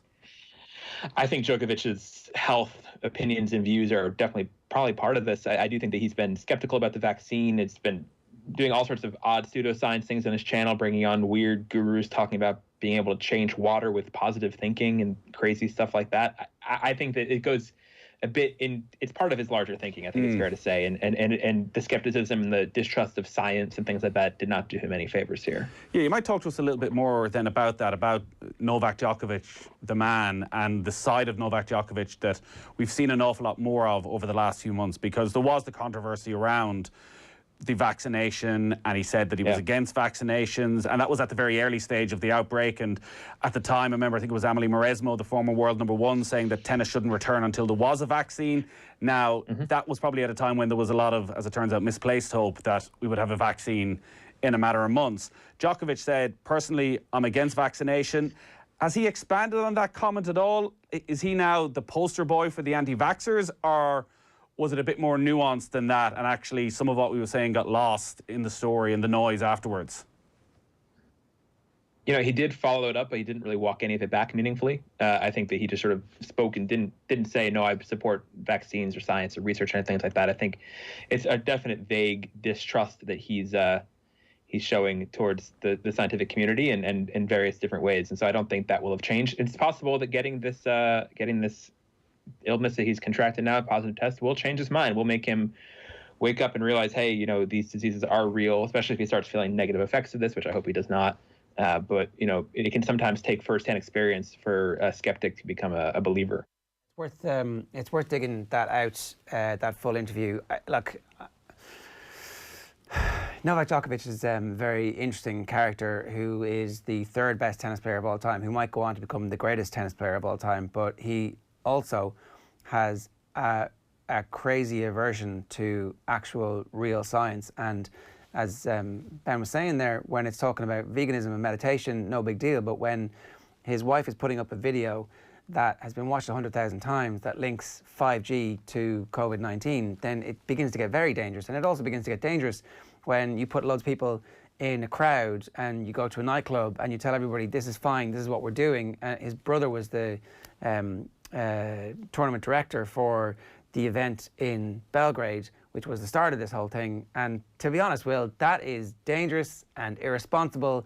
And I'm glad that we actually know who Novak Djokovic is. He is willing to put people at risk of contracting COVID-19 for the sake of a tennis match. We know that now. And also, his wife is linking this to 5G. This is crazy stuff. Yeah, look, once upon a time, we kind of all saw the charming side to Novak Djokovic getting down and eating a bit of grass at Wimbledon and talking about the lifestyle he had to try and stay fit and whatever else. Over the last probably 18 months or so, we've seen more and more of Novak Djokovic's views come out. Some of the products he's been endorsing as well, this idea of, positive energy being all you need for health. And he's been very anti-vax for quite some time. Kind of verging into tinfoil hat territory, particularly as you mentioned, his wife linking 5G to COVID-19, which is as out there really as it gets. And this is not kind of verging into tinfoil hat territory. This is Close Encounters of the Third Kind building a mountain out of tinfoil in the hope that the aliens are coming. Now, obviously, they do come in Close Encounters of the Third Kind. So, obviously, Richard Dreyfuss was right to build that because, the aliens were literally talking to him. But there are no aliens coming to fix COVID-19. This is the most fringy tinfoil hat brigade stuff that we've seen from anybody. Yeah, and I didn't want to ascribe his wife's views directly onto him, but it's clear, obviously, you'd have those conversations at home. I'm sure it comes up at dinner when she's making videos like she has in recent times. And the thing about Novak Djokovic and his brother and the tournaments that were taking place last weekend was that there was absolutely no social distancing in place at a time when sport, particularly professional sport, has tried to be as careful as they possibly can. And Nick Kyrgios, who was very critical, is one of those guys who actually comes across well in all this, because Kyrgios is saying this is absolutely mental what they're doing.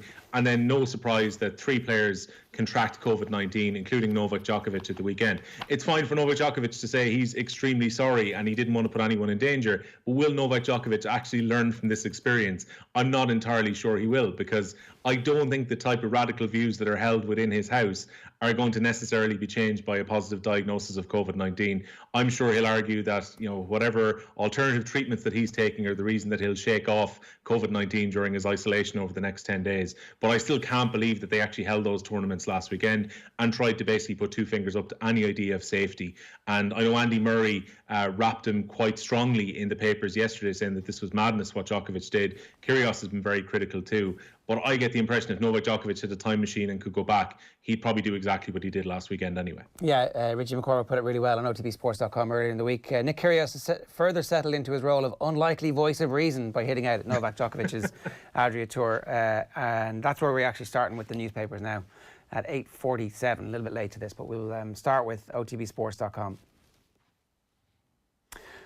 Science skepticism has done Djokovic no favours. That's the piece that we've written off the back of last night's programme as well. Champ contracts COVID-19 withdrawals from Travellers Championship, so the golfers are starting to get it as well. Massive outbreak amongst Clemson, I think, in college football as well. They were saying that in the weight room, funnily enough, everybody heaving and sweating and gasping for air. Not a great environment for the prevention of the spread of a virus. Katie McCabe and Ruisha Littlejohn on coming out. If we even help one person, it'll have been worth it. The 2 Irish footballers were on last night speaking with Nathan, and Fabregas would have got a slap. Kilban on Arsenal in discipline. Fabregas would have got a slap if he'd said on the streets what he said on the field of play. So you can imagine how wound up people would have been by Cesc Fabregas back in the day. Where are you going first, Will? Back page of the Irish Independent, Ger. A few stories here. One is Ole Gunnar Solskjaer ahead of the game between Manchester United and Sheffield United tonight, where 2 Manchester United goalkeepers are going to be playing against each other, where you've got Henderson in goal for Sheffield United. He's been very impressive for them this year. And David De Gea, who's made 7 errors in the Premier League, which is the most among goalkeepers this season. But yesterday, Ole Gunnar Solskjaer giving his full commitment to David De Gea, saying he still believes he's the best goalkeeper in the Premier League. The picture they've gone for on the back page is Chloe Mustaki, the Republican Republic of Ireland international who's coming back from an ACL injury, and you can see her training there at the Sport Ireland campus. Two interesting stories just below the picture. You can see English football are now preparing to try and get fans back by October, and it looks like social distancing rules in the UK are going to be basically taken away very soon indeed. So the idea will be that the Rugby Football Union and also the Premier League will be looking to try and get crowds back in, including the RFU, who are hoping to have between 9,000 and 35,000 people there at Twickenham for the games this autumn. And they see that as hugely important for them from a financial point of view. And obviously they're hoping that the social distancing comes in. Similarly here in Ireland, that crowds will be able to go to the Aviva, both for the Republic of Ireland and also for the Irish Rugby Internationals. You see the League of Ireland at the bottom. This story continues to go on about trying to get some confirmation about the resumption of the season. Dan McDonald's story. The League of Ireland clubs want to know what's happening with the state support, which was pledged last Friday night, and how that money could be funneled down towards the League of Ireland. I spoke to a couple of managers at the weekend, Ger, and their hope was that the league could be back by the first week of August. I asked if that was optimistic, and they said they're down to probably one or two clubs at this point who are holding up the deal. And understandably, some of those clubs are the ones who paid their players, and they feel that maybe the finances should be spread around a bit more. And you've also got Ian Flanagan over on the right-hand side, who's the new Munster Chief Executive, who gave his first press conference yesterday with the Irish media. He had lots to say, but the one that the Irish Independent have picked up on is that he says the RFU have joined both England and France in opposing the idea of having a summer rugby season which would run right the way through the summer into the November internationals, and they want to keep August free. So if that was to happen, the RFU and the provinces wouldn't be going directly up against the GAA's business end of their championship from next year on. And why do England and France want to keep, I mean, they obviously don't have the GAA concern. Is it Premier League rivalry? Is it, what is it? I don't, because there's obviously Premier League the whole year round, essentially, apart from June and July. Yeah, well, Bill Sweeney, who's probably had a lot to say at the RFU, I should say, chief executive, was saying that basically he wants a compromise whereby they would have a break window at the end of the summer. So the idea he has is he's happy enough, say, if the season was to start in earnest in January, but he wanted to finish by July, and then they would have a break period before they have an expanded international window. And something we'll probably see in some of the other back pages is the idea seems to be gaining some motion at the moment that there might be a 6-team tournament, which would be the top 3 from the 6 nations and the 3 big nations in the Southern Hemisphere playing each other year on year, which would create extreme elitism within rugby, which would be obviously interesting for the viewer. But imagine if Ireland were to fall outside the top 3 in the 6 nations and we were left looking in. So it seems we're heading in that kind of direction, but that seems to be England's idea, is that they want a break period before the next season gets back underway and the international window. That's going to end up being South Africa, New Zealand and Argentina in the medium term, as Australian rugby is obviously not thinking that one through, lads. Right, here's the Examiner for you this morning. 1 out of 3 female players likely to skip 2020. This is the WGPA, so that's Gaelic football and camogie. Flanagan, Munster must shed match day revenue reliance. You've just been talking about Ian Flanagan, the Munster CEO. Players may be less committed post-pandemic, warns Morgan. So this is Tyrone's Niall Morgan, who says the players might be a little bit less committed when everything comes back. And then also, obviously, Robbie Keane, no longer the part of the managerial team at Middlesbrough after Woodgate got sacked, and the Ryder Cup are saying no, this is definitely going ahead. I wonder how much pressure they're getting from Donald Trump to make sure that goes ahead. We'll see. Back page of the Times Ireland edition, then you've got that World Rugby eyeing 6-team Super League story, which is written by Owen Slot, who's their chief rugby correspondent. And that idea is that World Rugby are thinking about having an autumn series which would involve the top 3 teams I mentioned from the 6 nations and the 3 leading Southern Hemisphere sides. It would essentially be an elite global league, which would be biennial, so played every couple of years, and the top 2 sides would potentially face each other in a grand final, and it would replace the present autumn international series in November. And they reckon that would be extremely lucrative if it was to happen, and they're hoping to sell a big TV deal on the back of it. You see Novak Djokovic, as you mentioned, saying sorry after his positive test. Harry Kane getting his first goal of 2020 after his injury last night when he scored against West Ham. And also they've got an interview with Gareth Thomas, who has been speaking to Welsh rugby legend about what it's been like living with HIV.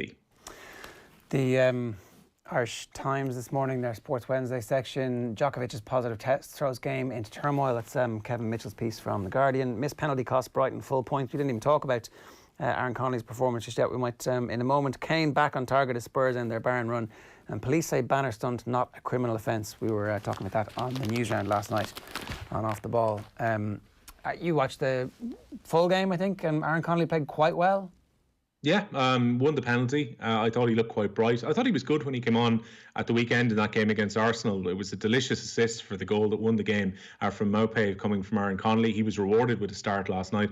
I thought he looked really bright. He was at the heart of most of the good stuff that Brighton did during the game. Again, Leicester don't seem to have kind of quite hit the ground running since they've come back. Their form wasn't magnificent before the break, but they were held by Watford at the weekend and held to a 0-0 draw.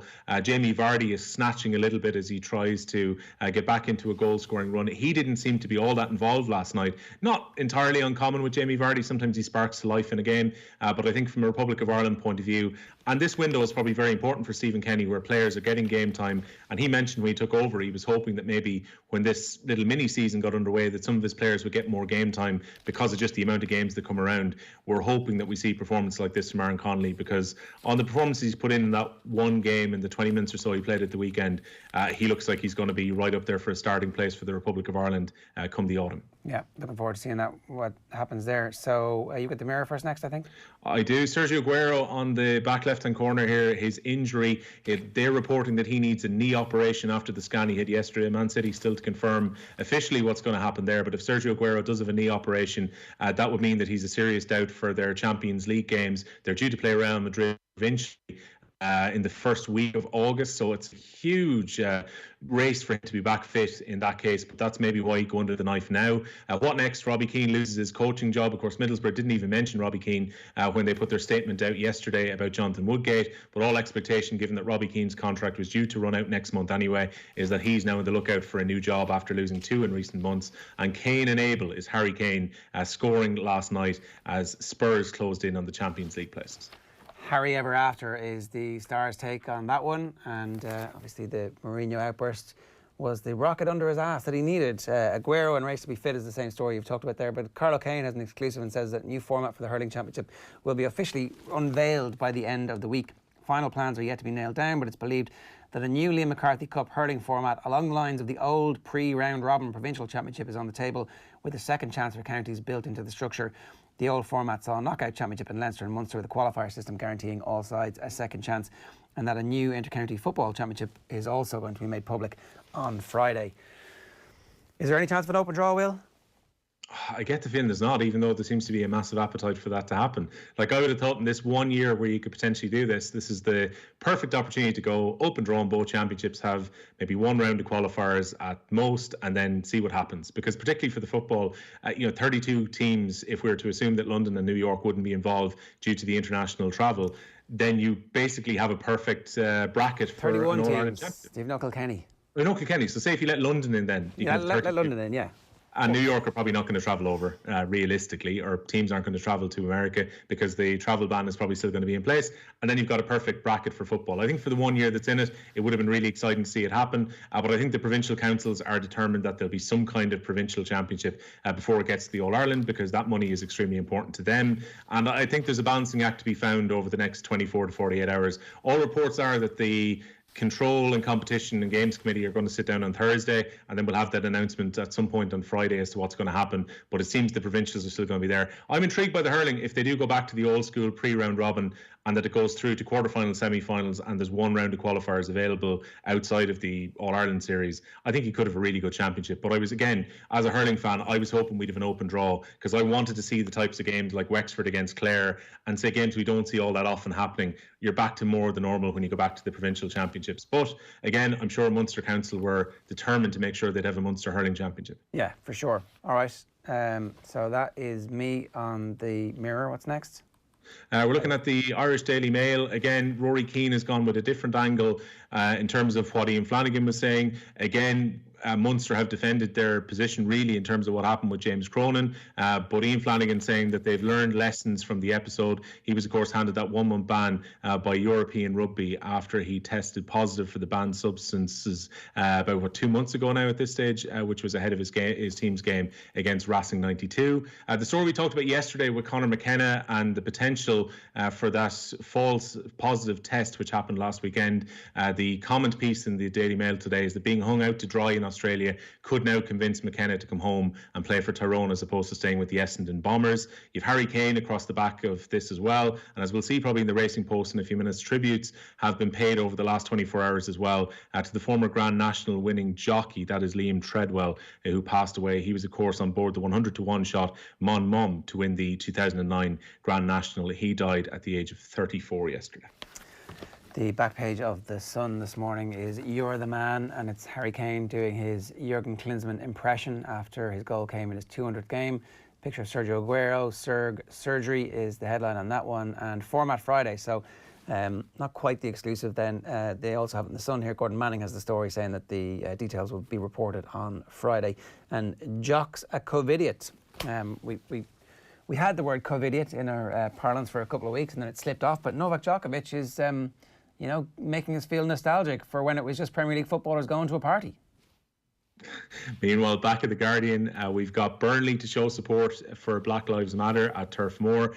This is on the back of the banner which was behind the plane during the Man City game at the Etihad on Monday. Also, Jurgen Klopp has been speaking ahead of their game against Crystal Palace. Liverpool can't win the league tonight, but they can go a step closer if they were to get victory, with Man City set to play Chelsea later this week. And Jurgen Klopp says the disappointment of the night that was called Cristanbul, where Crystal Palace destroyed Liverpool's last chance when they were seemingly on course for the title, has actually sparked massive change at Anfield. And he said across some of the interviews that he's surprised that his team are 20 points clear of Man City. He expected the Premier League title race, understandably, to be a lot closer than it's been. And there's a comment piece again about Novak Djokovic and potentially his eyes being opened up to reality by catching COVID-19. The Telegraph have fury at joke government ruling after sport lockdown is extended. So this is, I didn't realise this was happening. Tried to tune out of the madness that has been Boris Johnson's government and the stuff that they've done to their own people. But anyway, Boris Johnson's decision to reopen pubs, bingo halls and cinemas before the return of club cricket, swimming pools, gyms and leisure centres last night provoked a furious backlash against sport, with the government across sport, with the government accused of risking further unnecessary damage to the health of the nation. So you can go and get pissed, but you can't have a swim. They're really handling that very well, aren't they? They've done so well. They've done a remarkable job, unbelievable job across the UK when it's come to their handling of COVID. Back page of the Herald, you've got again Ole Gunnar Solskjaer talking about David De Gea, saying he's the best goalkeeper in the world despite the mistakes. Solskjaer again defending his keeper after Roy Keane had a huge go at him last weekend for the goal he conceded to Stephen Bergwijn against Spurs. Robbie Keane should take a step up, is an editorial on the Herald in page 43 today. And then you've got Jurgen Klopp again commenting on the fact that he's extremely surprised. He's called it unthinkable that Liverpool are in such a position with 8 games to go in the Premier League season. And John Aldridge is predicting that Mo Salah's return to the team tonight, which is expected. Himself and Robinson are both expected to play against Crystal Palace. He reckons that's going to change them dramatically in terms of their attacking intent when he comes back into the team. Yeah, his form was very successful in terms of scoring goals, but he looked kind of patchy in games. Again, I suppose that's a great talent to have when your strikers aren't playing well, they're still scoring. The Irish news for you from my perspective, my last one until we get to the OTB Sports app. Do we have an Irish news this morning? Not sure we do. I can tell you what's in the Irish news if you want. Yeah, go for it. Conor McKenna is on the back page. It's Carol Kane's story, which is talking about the all clear for the Tyrone man after that false positive. You can probably see it on screen now. And Nicholas Walsh's comments on OTB AM yesterday about the fact that some of the criticism was very extreme about Conor McKenna. You've got Kasper Schmeichel getting the credit for his save, which wasn't a particularly good penalty from Neil Maupay last night, but it saved Leicester's blushes somewhat.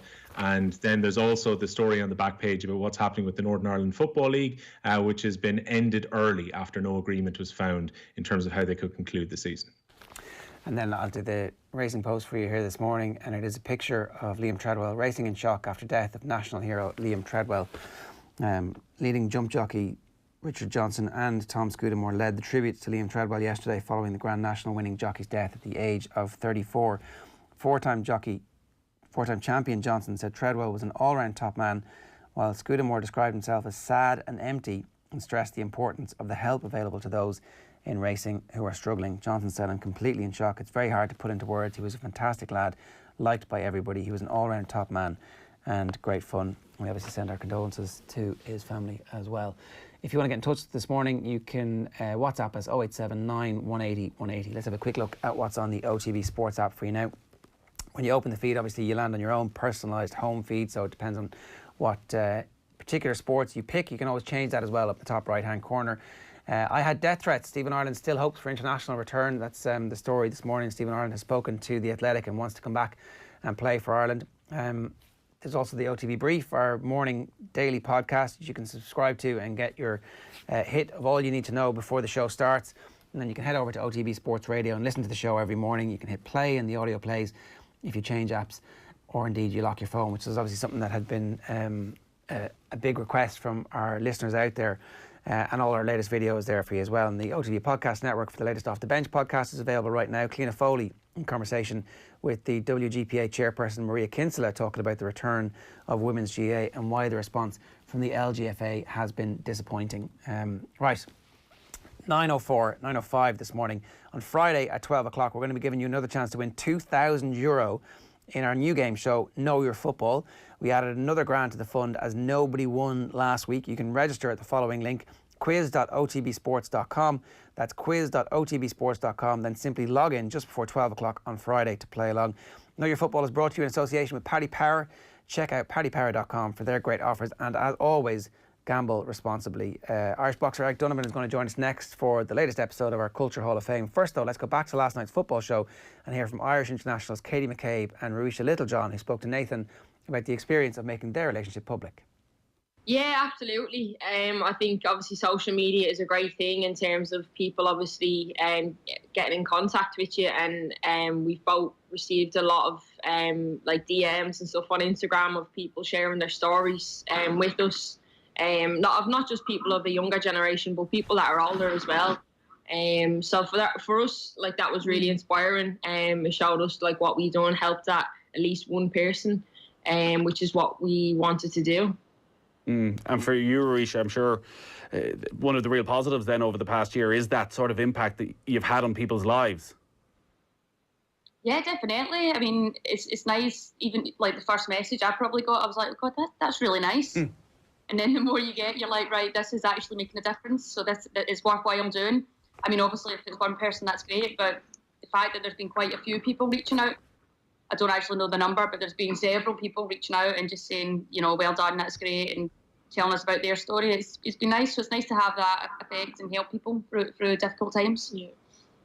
If you compare a female player coming out to a male player, and we're still waiting right now, there's no publicly gay players within the men's Premier League. Like, from the outside, women's football would look to be a very accepting community, and then you compare it to the men's game and why it hasn't happened. And on the one hand, there's probably the fear of how supporters would react, and in a very toxic environment, what sort of abuse you would receive. But the other would be that a Premier League player would come out right now, there'd be a level of expectation that they would be something of a gay rights figurehead, that they would automatically need to be an articulate spokesperson for a gay rights movement. From your point of view, were you comfortable with talking about this? Were you always comfortable that you would be that inspirational figure? Was that something that came quite naturally to you over the last year? Yeah, I think so. Like, I think obviously since last year it's been terrific, but in terms of how we've dealt with it, as Ruisha said, we've just taken everything in our stride. It's nothing we've hid from all the years. We've always been really open with our friends, families, teammates, coaches. Like, it's nothing we hid from people at all. So for us, it's been quite easy. But for those people that it's not easy for, there's a lot of, like, obviously with Aviva teaming up with the Belong to Youth Services, like, that is a massive support mechanism for people that are struggling and that needs help, and maybe they can't reach out to their friends or family, but they could use those types of services. OTB AM. This is OTB Sports Radio. The Sunday Paper Review on Off the Ball. When he wants to do something, he does it. A hugely impressive person, apart from being obviously a brilliant golfer. My cousins disliked their dog so intensely that they renamed it Scalacci. Yeah. And the dog was called Scalacci from then on. It's a great piece of journalism. I mean, that sums up what he's like. The intro to this is just brilliant. He is an absolute control freak. Digesting the best stories on the back pages every Sunday afternoon on Off the Ball. The OTB Culture Hall of Fame. Brought to you by Now TV. Watch whatever you're in the mood for. Yeah, you're very welcome along to this week's OTB Culture Hall of Fame, brought to you in association with Now TV, where you can stream every episode of the unmissable new show Gangs of London on the Now TV Entertainment Pass, which also has a 14-day free trial that you can avail of. You can find our previous episodes right now on the OTB Sports app. So we had Andy Lee on Rocky 3, we had Dermot Kennedy on Gladiator, we had Joe Cole from Gangs of New York talking about City of God, we had Louisa Harland from Derry Girls talking about Gomorrah, and last week we did Peter Coonan talking about The Sopranos. So we might have stolen Eric Donovan's thunder a little bit, because we're going to compare and contrast The Wire with The Sopranos. Eric, good morning to you. How you doing? Good morning, Ger. I'm very well, thanks. You have been watching these quite a bit recently before lockdown, is that right? Or was lockdown the kind of starting point for you to go, I'm getting into these? Well, I started The Sopranos. I've always wanted to watch The Sopranos. Just could never come across the box set. Or I remember someone had the box set, but they were missing one series, and that was no good to me. And then finally we did get it, and we started watching it last year. But Laura was in college at the time as well, and it was driving me mad because I had to wait for her before I could go on to the next episode. And there was one or two times where I had a cheeky watch of an episode or two, but I didn't want to go too far and have to go back and watch them all again with her. But no, we loved it, and of course I put up a tweet, and Twitter has a lot to answer for as well. And because of my tweet, I'm here talking to you this morning about The Sopranos and The Wire. But when I put up a tweet about how good The Sopranos was, everybody said, you got to watch The Wire. The Wire is like people are saying, The Wire trumps The Sopranos. So it was a natural progression, and I watched The Wire. Fantastic as well, absolutely fantastic. But I just think The Sopranos is the number one. Well, we can tease this out over a period of time. Will wants to make the case for Westworld as well. Are we at least in the same ballpark? I think it's going to be very difficult to oppose The Sopranos here, Jerry. You put me into terrible trouble. I mean, obviously, we're chatting to Peter Coonan about it last week, and like for me, The Sopranos is kind of like the gold standard, because the sixth series of The Sopranos was just incredible. I think right up until the very final frame of that series was the only one that annoyed people. Everyone loved The Sopranos right the way through. The Wire is an interesting one, because obviously I love the world of Baltimore that it creates. I love the fact that there's a very varied world that's available too. But then when you get to kind of season 5, I thought season 5 was a disappointment after season 4. For me, season 4 was the best series of The Wire, and then season 5 just got a little bit lost along the way. But still, I can enjoy The Wire up to that point. There's a certain part in my mind that goes, I'll just finish The Wire when I do a rewatch after season 4 and not put myself through season 5 again. But The Wire has like incredible high points. I'm not sure if it quite found the consistency, and maybe not kind of the critical love that The Sopranos had, but that's not to say that The Wire isn't an absolutely thrilling program to watch, because it's one of those really bingey series. Once you watch a few episodes of The Wire, you want to continue watching until the end of the series. I don't know if you find that, Eric. Yeah, there's a couple of times during The Wire where it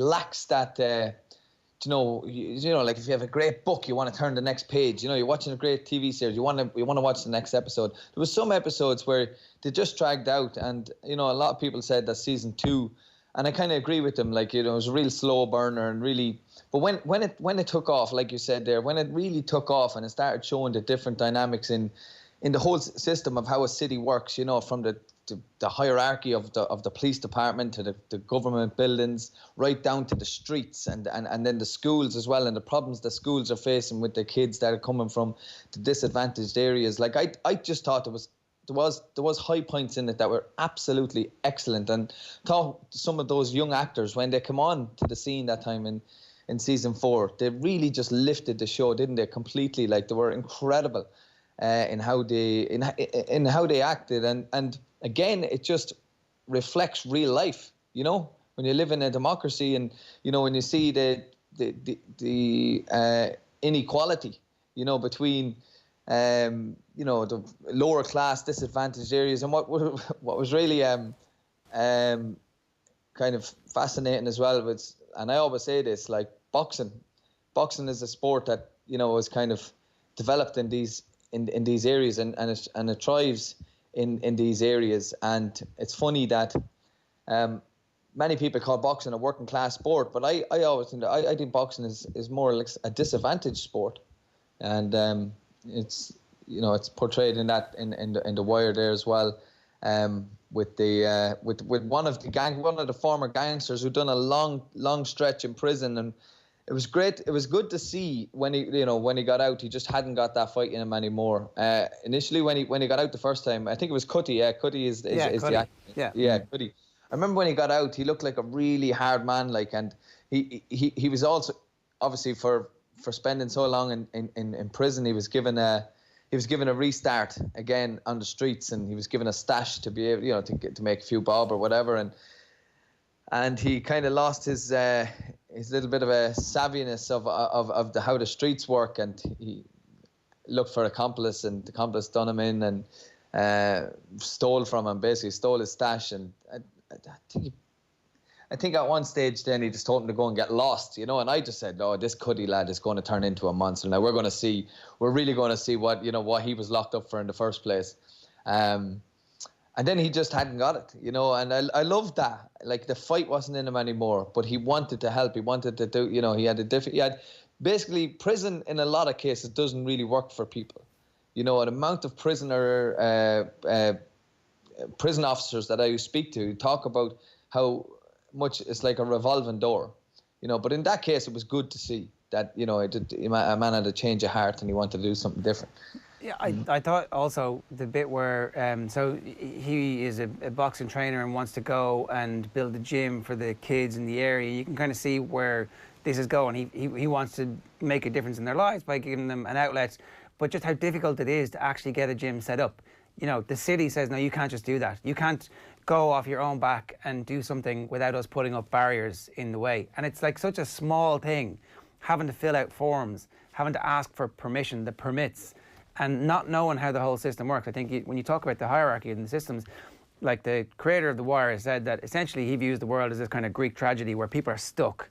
You are just stuck in whatever system exists and you cannot break out of that. And that's the whole point of the whole series. And when you start thinking about it in those terms and seeing the whole 5 seasons as like this mad, glorious picture of the whole world at the same time, then it starts to stack up very well, I think, with anything. Without a doubt, I think. But you mentioned it there, bureaucracy and red tape and all. It's just massive part of the whole series, and I kind of felt that as well. That even from the police department, and I thought it was fantastic acting as well. The way it showed you the different, just to show you the whole system in operation. Even if you look at the streets, what was the objective of the streets? To survive. And then for some of the bigger guys was to go up, to get bigger, to rise up. Even Corketti, which is played by Aidan Gillen, was fantastic as well. Aidan Gillen is unbelievable, isn't he? Like, there's more things that, he's in a lot of things. He's an unbelievable actor. And I only became aware of him, like probably many people, when I seen him in Love Hate. But even he had the best intentions to be elected as mayor, to kind of allow police to do real police work, and he wasn't interested in stats anymore. He was interested in connecting with the people. But then once he got in, the system pulled him in, sucked him in. And, of course, he wanted more. He wanted to go for governor.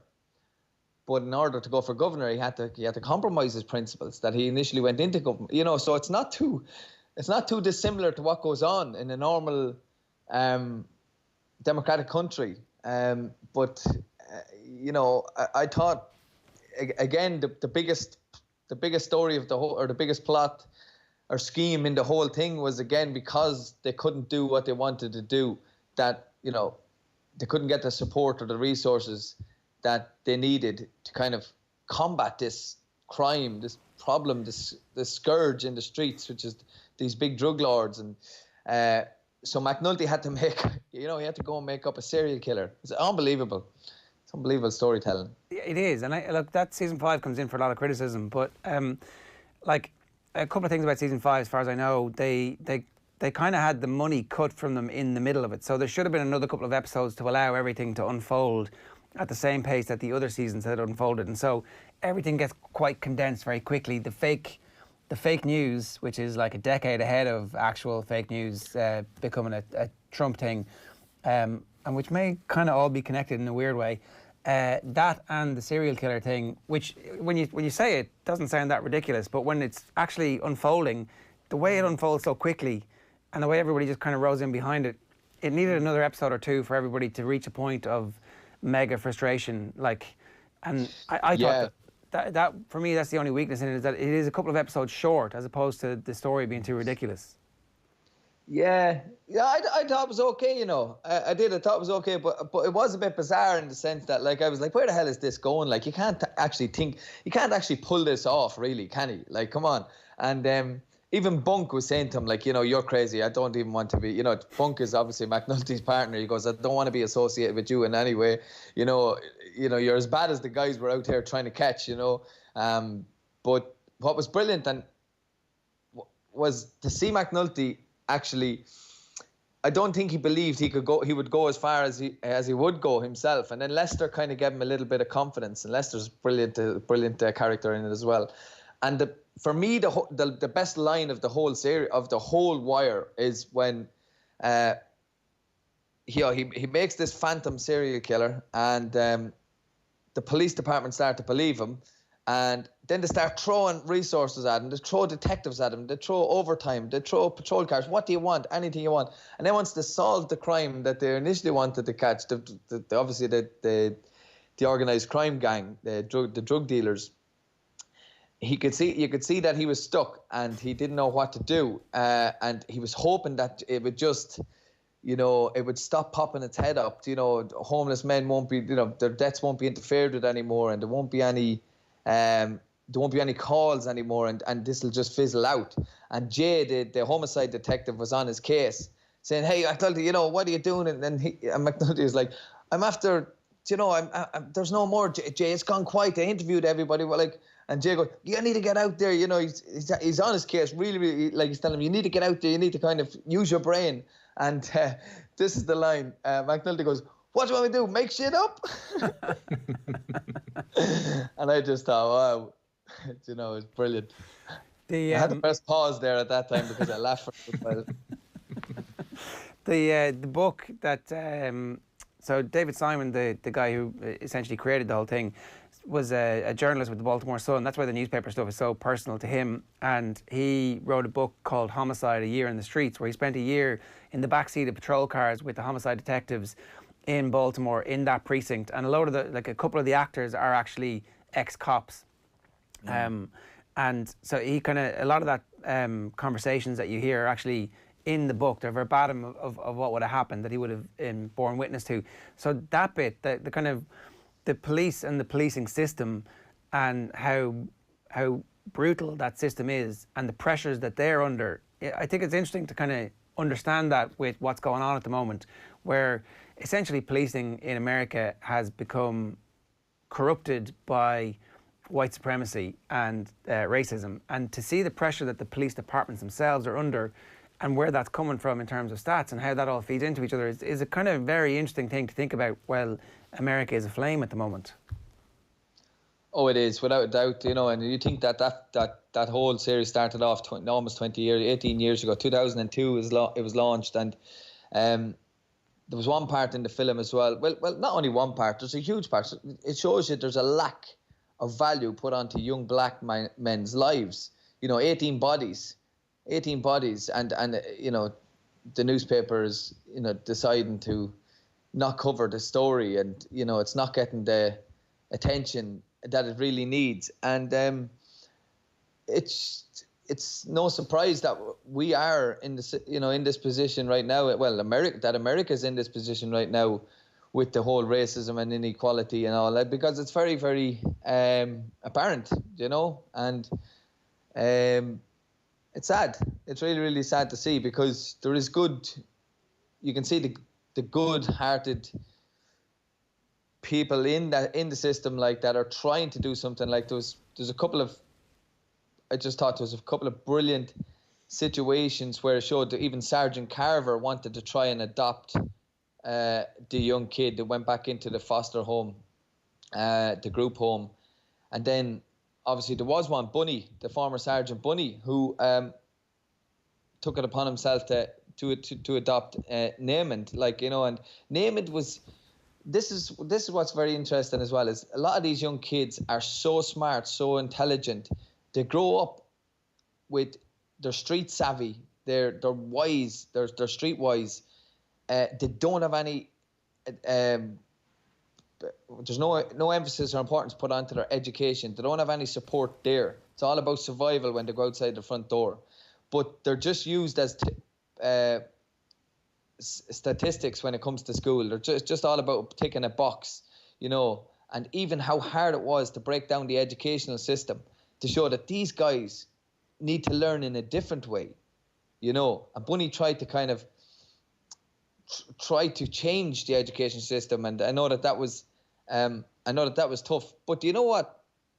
I can identify with that. When I was in school, I wasn't the most articulate. I didn't follow. I struggled in school. Really, really struggled academically.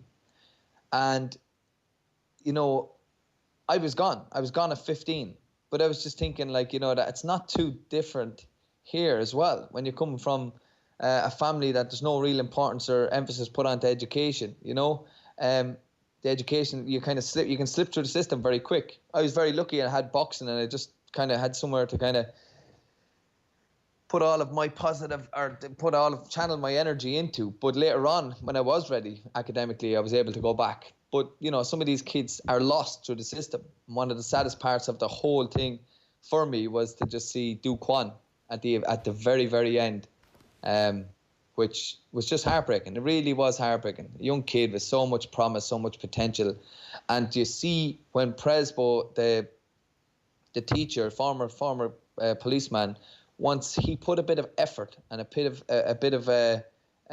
effort, a bit of care and a bit of attention into this young kid just blossomed. And but obviously, you know, the connection was broke somewhere along the way. Yeah, the scene opens, the whole series opens with players playing chess, and they're like, the king say the king is how that is. It's like the king is always going to be the king, and that means loads of different things. The king is going to be the king from a drug ping perspective, but the king doesn't change and the system doesn't change. Everybody has their role. Dookie's role was to be born a young, essentially an orphan from the get-go in a drug-infested environment, and it's almost impossible for him to break out, even with a tiny little bit of help along the way. It's tragic. That's why I think this is absolutely amazing work, and it's still amazing work 20 years on. Like, it's incredibly relevant. Yeah. I love The Sopranos. The Sopranos is way funnier than... Like, every time you watch... I think it's a good idea to secretly watch a lot of episodes and then to have to go back and watch them again. Because actually, Peter Coonan said he watched the whole thing 3 times and got something different out of it every time. Yeah. I've got a confession. I've watched The Sopranos 3 times and it's absolutely hilarious. As it goes along and you take is he going to kill this guy? Is that guy going to get killed? When you know what the plot is, you can kind of just settle in and relax at the jokes, because they kind of come thick and fast. And that's maybe... Yeah. There's not much crack in... There's a bit of crack. There's an amazing scene Different type of crack. Well, where Bunk and McNulty are on the scene of a murder and only use one word repeatedly, it's an all-time classic scene. Yeah. I love The Sopranos as well. Like, I loved every single episode. I think when it came to the whole act... I tell you what it is. Because we loved The Godfathers and The Goodfellas. We loved the mafia films. We just absolutely loved them. And we never wanted those films to end. They were so good. They're all around 2-3 hours long. So when The Sopranos come on, it was like you're having a marathon, ultra marathon of just mafia, mafioso, organized crime from the Italian families that we fell in love with. And I say that, like, fall in love with. It's gas because, like, oh, excuse me, I'm pushing my table there, wobbling the camera. Even Tony Soprano, he's a guy that we should hate. He's a murderer. He's a cold-blooded monster, but he draws you in. You want to love him. Sometimes he's like a big, soft, lovable rogue, and then he just changes in an instant into this, like, cold-blooded murderer, intimidator, manipulator. Like, it's incredible. I believe even like but it's the acting. I thought the acting of The Sopranos was just incredible. And I couldn't wait to do a little bit of research because I didn't know much about James Gandolfini I knew he passed away, and which is really tragic as well. But way before his time. But I couldn't wait to do some, a little bit of watch him in interviews and everything. And I remember watching his the first clip I watched of him on YouTube of collecting one of his Emmy Awards, and even when he spoke for the first time and I heard him speaking out of character, I was really let down, so I felt let down. So I was like, it's not Tony Soprano, do you know what I mean? Because I had just only knew him as Tony Soprano. So it was, but what a show! And some of the cast said that some of their best acting lessons were hanging around during the whole during the whole filming, watching Tony and Carmela deliver some master classes inside the house. Like the rest of them didn't have to be there, but they hung around because they just said that they were master classes. They hung around watching them, and they were fantastic. Yeah, I think the Sopranos probably is ahead slightly. Like if you think about how important a work like The Wire would be now, and still is, and still has so much currency, like. The story of The Sopranos, essentially, it's a family drama, a kitchen sink drama with loads of violence and guns and drugs and sex. So, it's kind of what everybody wants to watch on TV for 80 hours. It's slightly an extended. I think the level of consistency that they have certainly gives it an advantage when it comes to power ranking here. Things. I should remind everybody, of course, that these are both available to stream right now on Now TV. You can get The Sopranos, you can get The Wire. We're not talking about Succession. Is Succession HBO? I don't know. If it is, we should be talking about it in these terms. And if you haven't seen Succession yet, that should be next. It's incredible. But if we were to power rank them, if there's a one ahead of the other, is The Sopranos slightly ahead? It sounds like it is for you, Eric. I just think it is. The acting is just incredible. But but it is that kind of it portrays a family, a mafia family, with handed down traditions from before, to try and keep the family going. They think they're the good guys, but they're really really bad guys, you know what I mean? But I think and in terms of entertainment, it's really, really good for entertainment. The one-liners in it are just there are a dozen a minute, and I mean, Paulie's one of the best actors I've ever seen. He's incredible. And then The Wire obviously is portraying a city, the whole system, which is very much like real life, and how the morale can go into force, in the police force, and when they're not getting the support and the resources that they need, morale, apathy, that can all just set in. And even at one stage, I think it was McNulty couldn't afford to pay child support, Here's a man like a detective. Now, I know he was doing a fair amount of drinking as well, so that didn't help, especially when he was paying for rounds and whatnot. But it just showed you the real life struggles, even of the good guys that we call the good guys. And then nothing really changes at the end of The Wire. So people are talking about the endings of both. Nothing really changes at the end of The Wire. It's just back to square one. Do we ever learn? It's the same system. Someone else will come in and take over the running of the drugs. The sergeant goes on to the mayor goes to governor, whatever. And it's just the system just plays around. But the kids, the devastation in the kids and the people that fall through the system and fall through the cracks, they're irreparable. 100%. And I think, from a... If you were to say which of these is going to have a longer term impact on society, The Sopranos has become a huge kind of cultural force. The Wire hasn't quite reached that same level, I don't think. But actually, I think in 30 years' time, people are going to go back and watch The Wire and go, this predicted a lot of the stuff that is still happening.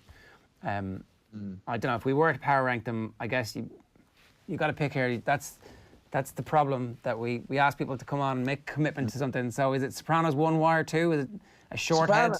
Yeah, Sopranos for me because of the entertainment value in it, and just because when you watch one TV, you want to watch entertainment. The Wire, though, actually is more like real life, current affairs, what's going on in society. A absolute brilliant portrayal of how it all works.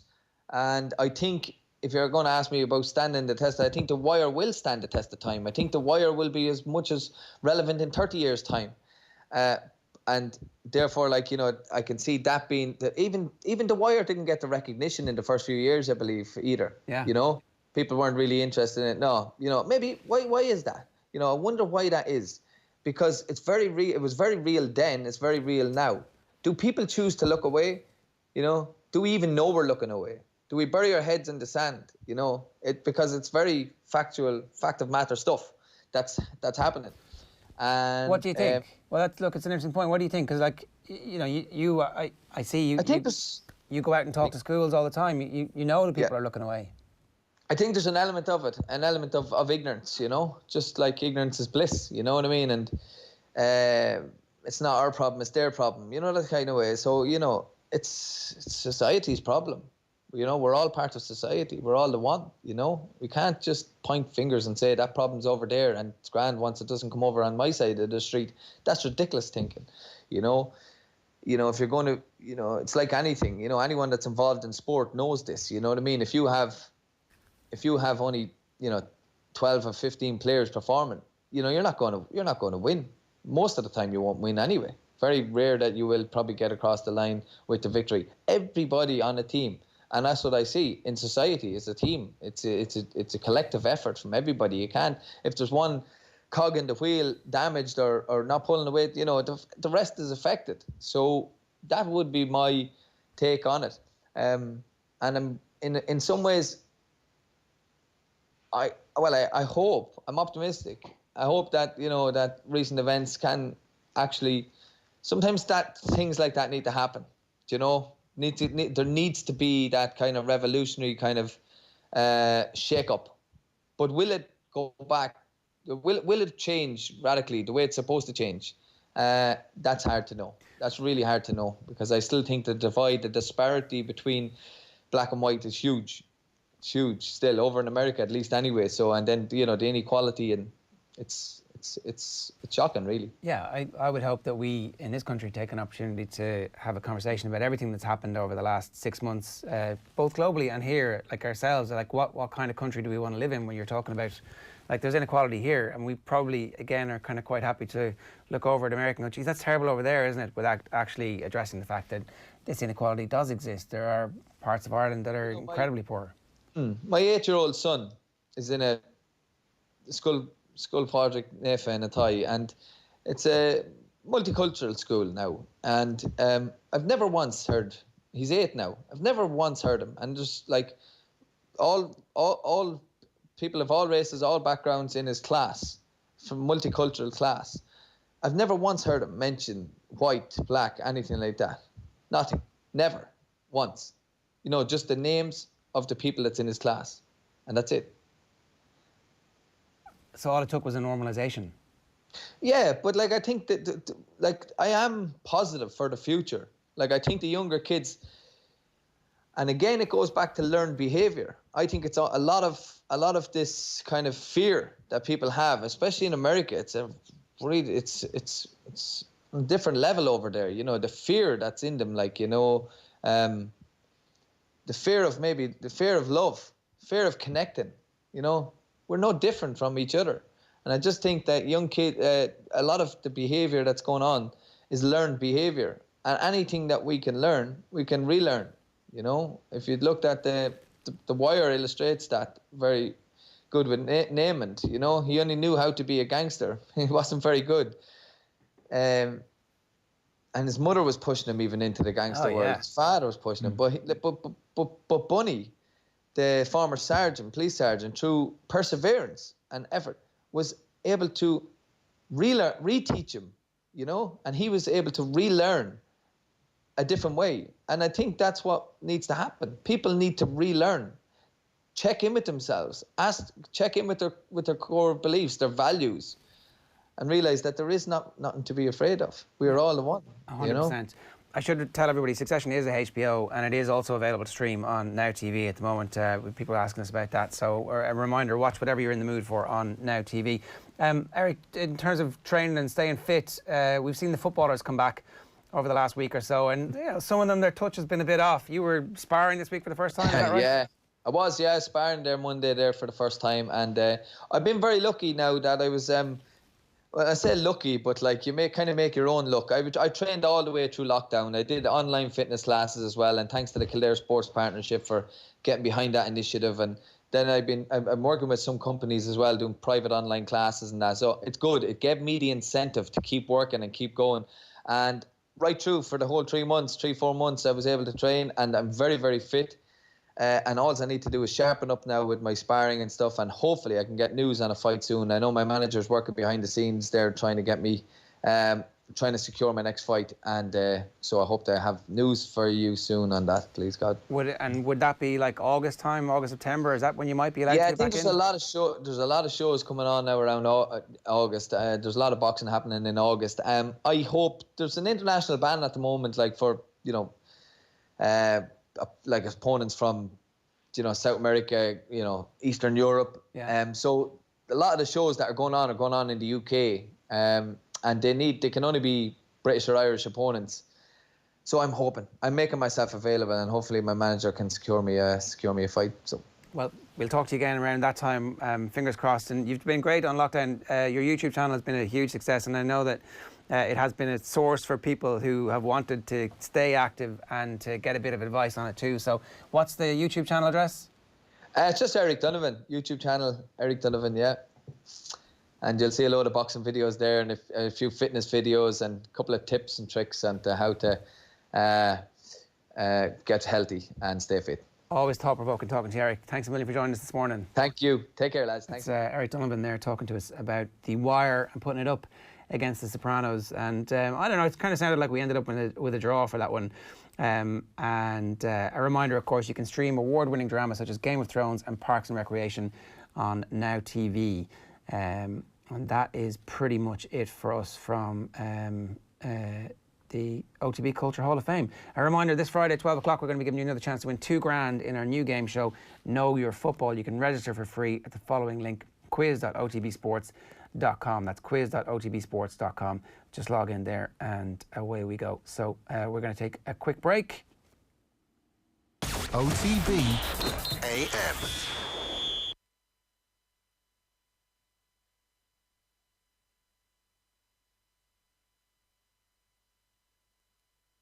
Hi, how's it going? Kieran Donaghy here. Delighted to have the Iron Man from Kerry, one of Tralee's best ever basketballers, John Teahan. Good to talk to you, John. How's the farm today? Good. What's up, Scotty? How you doing? Am I your Scotty? Is that the way it works, is it?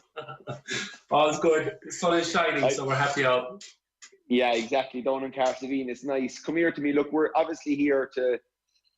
I read a story last week and I was shocked and absolutely gutted as a great teammate of yours for 7 or 8 years and gone through hell and high water with you, that you actually never told me this story that I heard last week, that you were actually lucky enough to spend 5 hours caddying for the greatest basketball player of all time, and you not a clue about golf, but you still got to do it.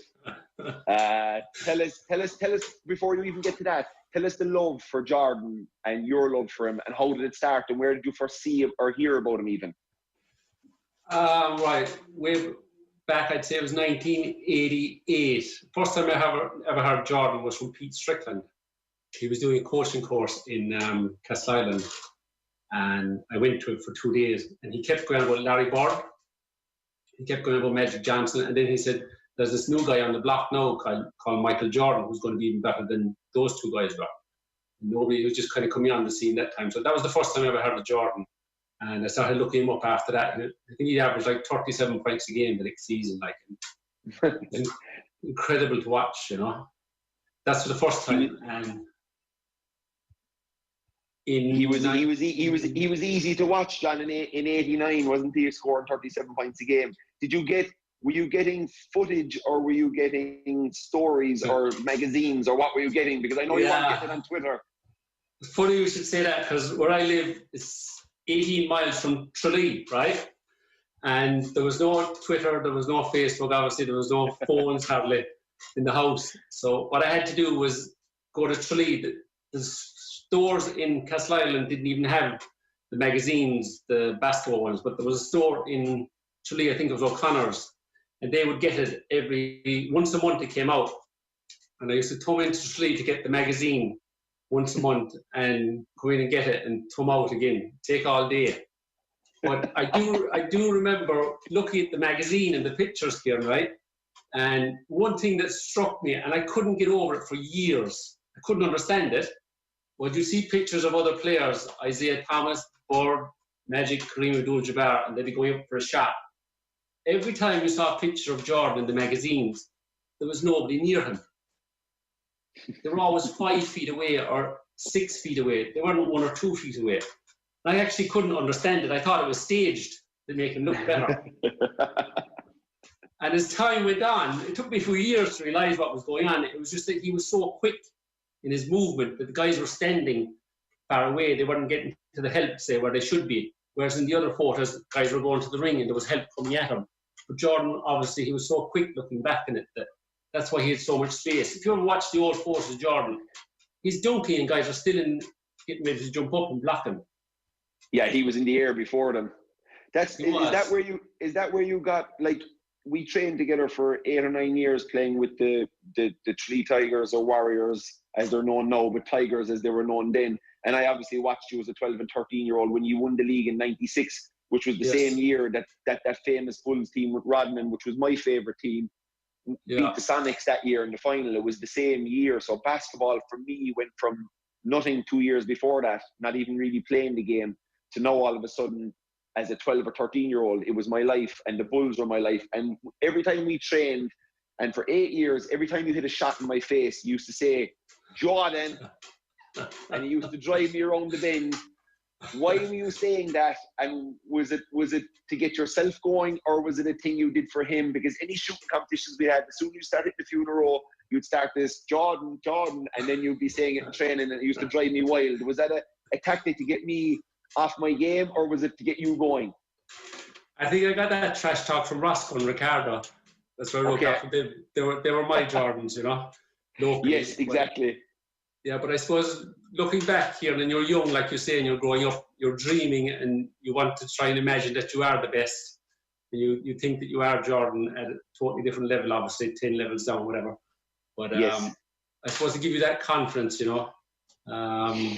And your mid-range was always the best part of your game. Was that something that came from watching Jordan as well? Because mid-range, you wouldn't miss. You wouldn't miss from 16, 17 feet. Like, you know, it was automatic almost. So did that come from watching Jordan? Like, I'll put it this way.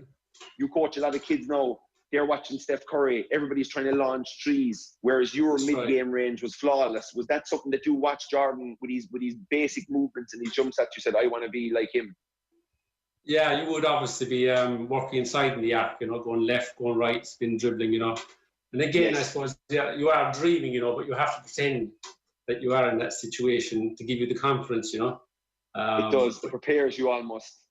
It did. And it wasn't just on the court, Kieran. It was off the court as well. It would give you confidence. And I think when you watch The Last Dance, you know, the one thing that strikes me about Jordan is his confidence, more so than his play. His play is spectacular, but his absolute 100% belief in himself, you know, in crunch situations.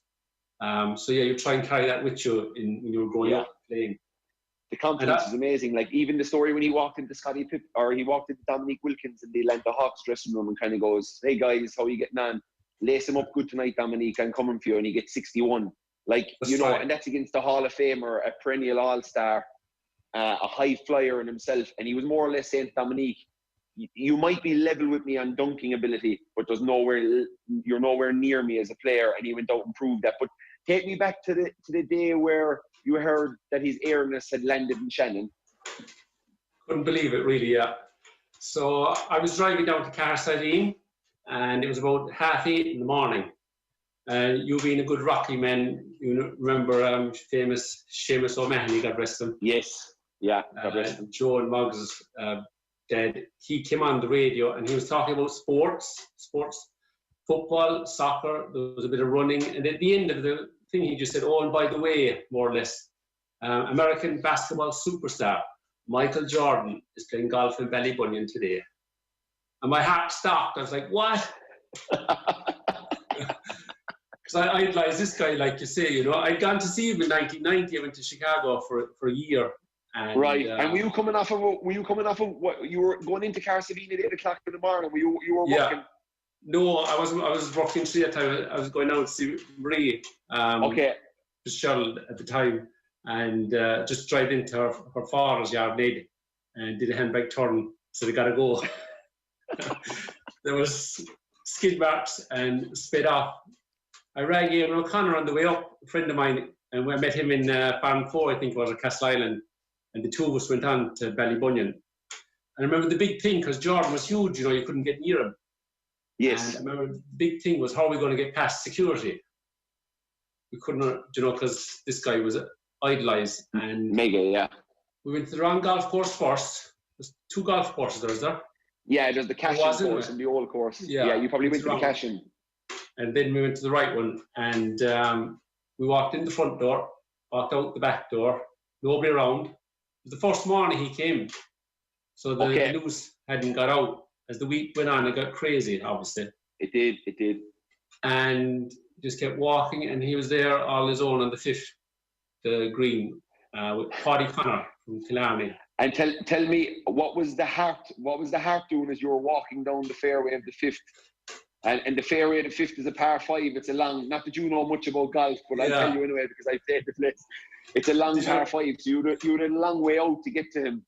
And when you knew it was him, what was going through your head as you were approaching the green? I went straight up to him. I said, "Hi, my name is John Teahan." He said, "My name is Michael Jordan."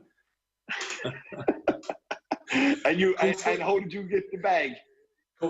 So they were teeing off, right? This is a funny story. They were teeing off, and he was sharing a caddy. This young guy was about 14, and the young guy didn't know who Jordan was. There was a small guy as well. So I think he was an ex-NFL player. Okay. So your man teed off first, and the ball went to the left, and then Jordan teed off, and the ball went to the right. So a few steps in, I said, "Why don't you look after the small guy there? I look after the tall, lanky fellow over here." So he said, "No problem." So I went off with Jordan, and your man went left. And funny story then. So we got his second shot, right? Yeah. I'm nervous as hell, I'm like a deer in headlights.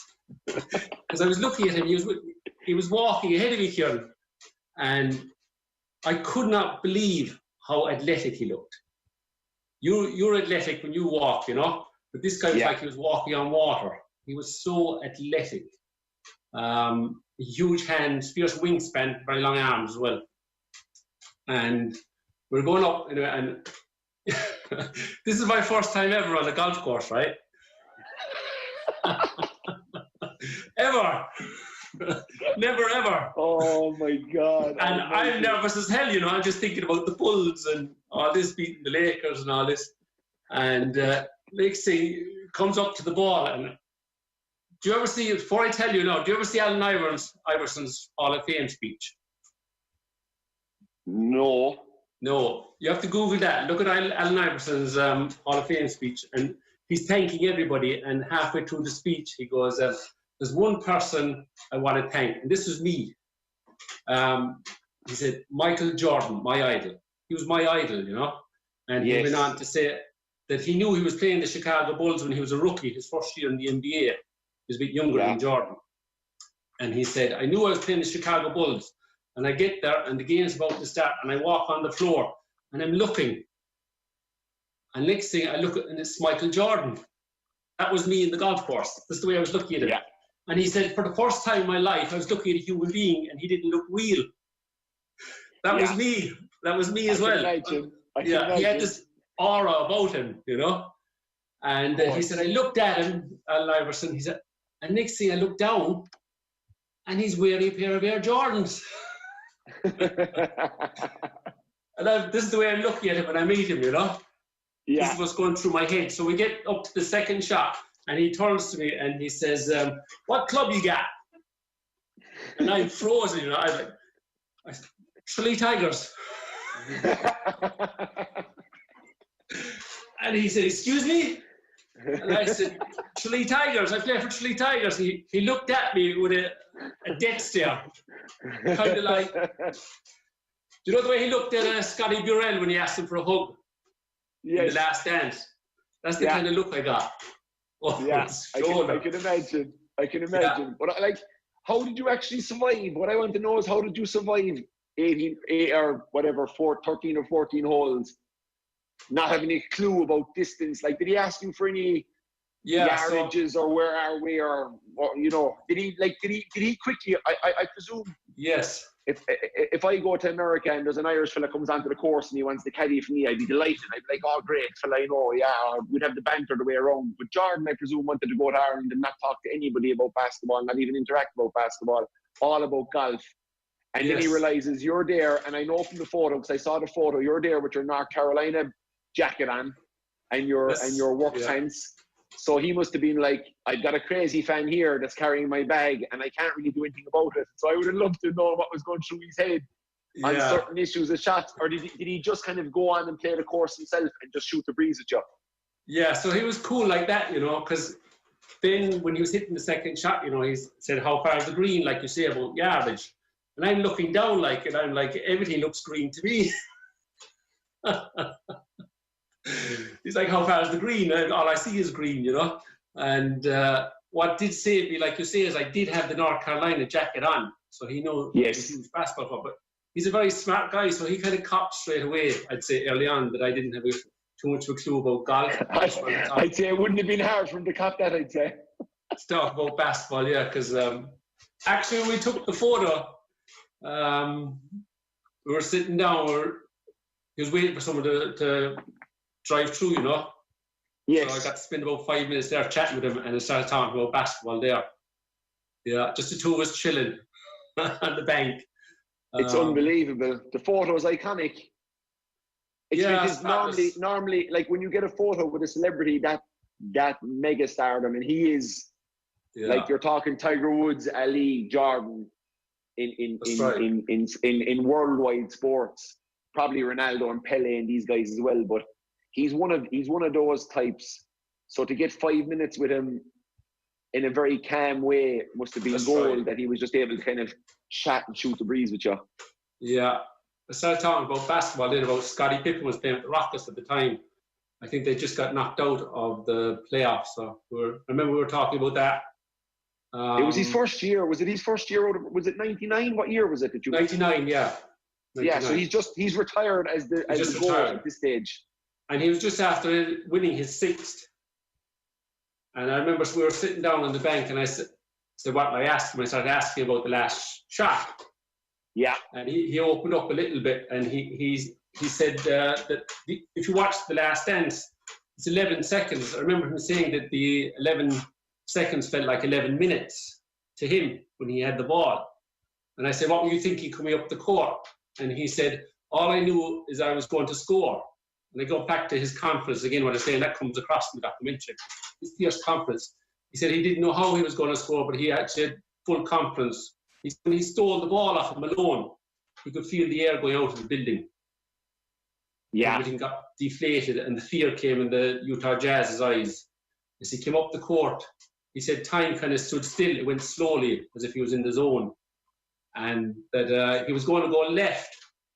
So do you remember the shot that he hit in Game 5 the year before? Yes, the pull-up on the one bounce left, yeah. Over Byron Russell as well. Byron Russell. He was going to do that. But he said that Rodman was out of the offense. He wasn't where he was supposed to be in the triangle. And Anton Carr was standing. Yeah. Anton Carr was standing in the free throw line. And Rodman came across and it opened up the weak side elbow. But it was no push-off. No, it was no push-off. No. And I'm glad they went in and showed it that it was no push-off. No. You see his hand, like, there's no pressure on his hand. Like, no pressure at all. No pressure at all. It was a flawless move to stop going when you're dribbling that low, going that fast, to stop and come back and balance and reset and hit the most important shot of your life. You know, it just shows you. Yeah. Do you remember how when you were playing? I like the way he talked about, and he'd been sharp. If you remember that game, Jordan had been sharp a lot in the third and fourth quarter. And I love the way he said it in the documentary, that he made sure to keep that hand extended and follow right through on it. I thought that was a nice bit of kind of insight, that when you do get tired late on a game, to concentrate on something that small and technique-wise can help. And he said that's all he wanted to do. Yeah. His technique was perfect. Perfect. Yeah. Remember how when you were playing, you used to break fellas' ankles with the crossover, you know? Yourself and Vinnie Murphy. Crossover.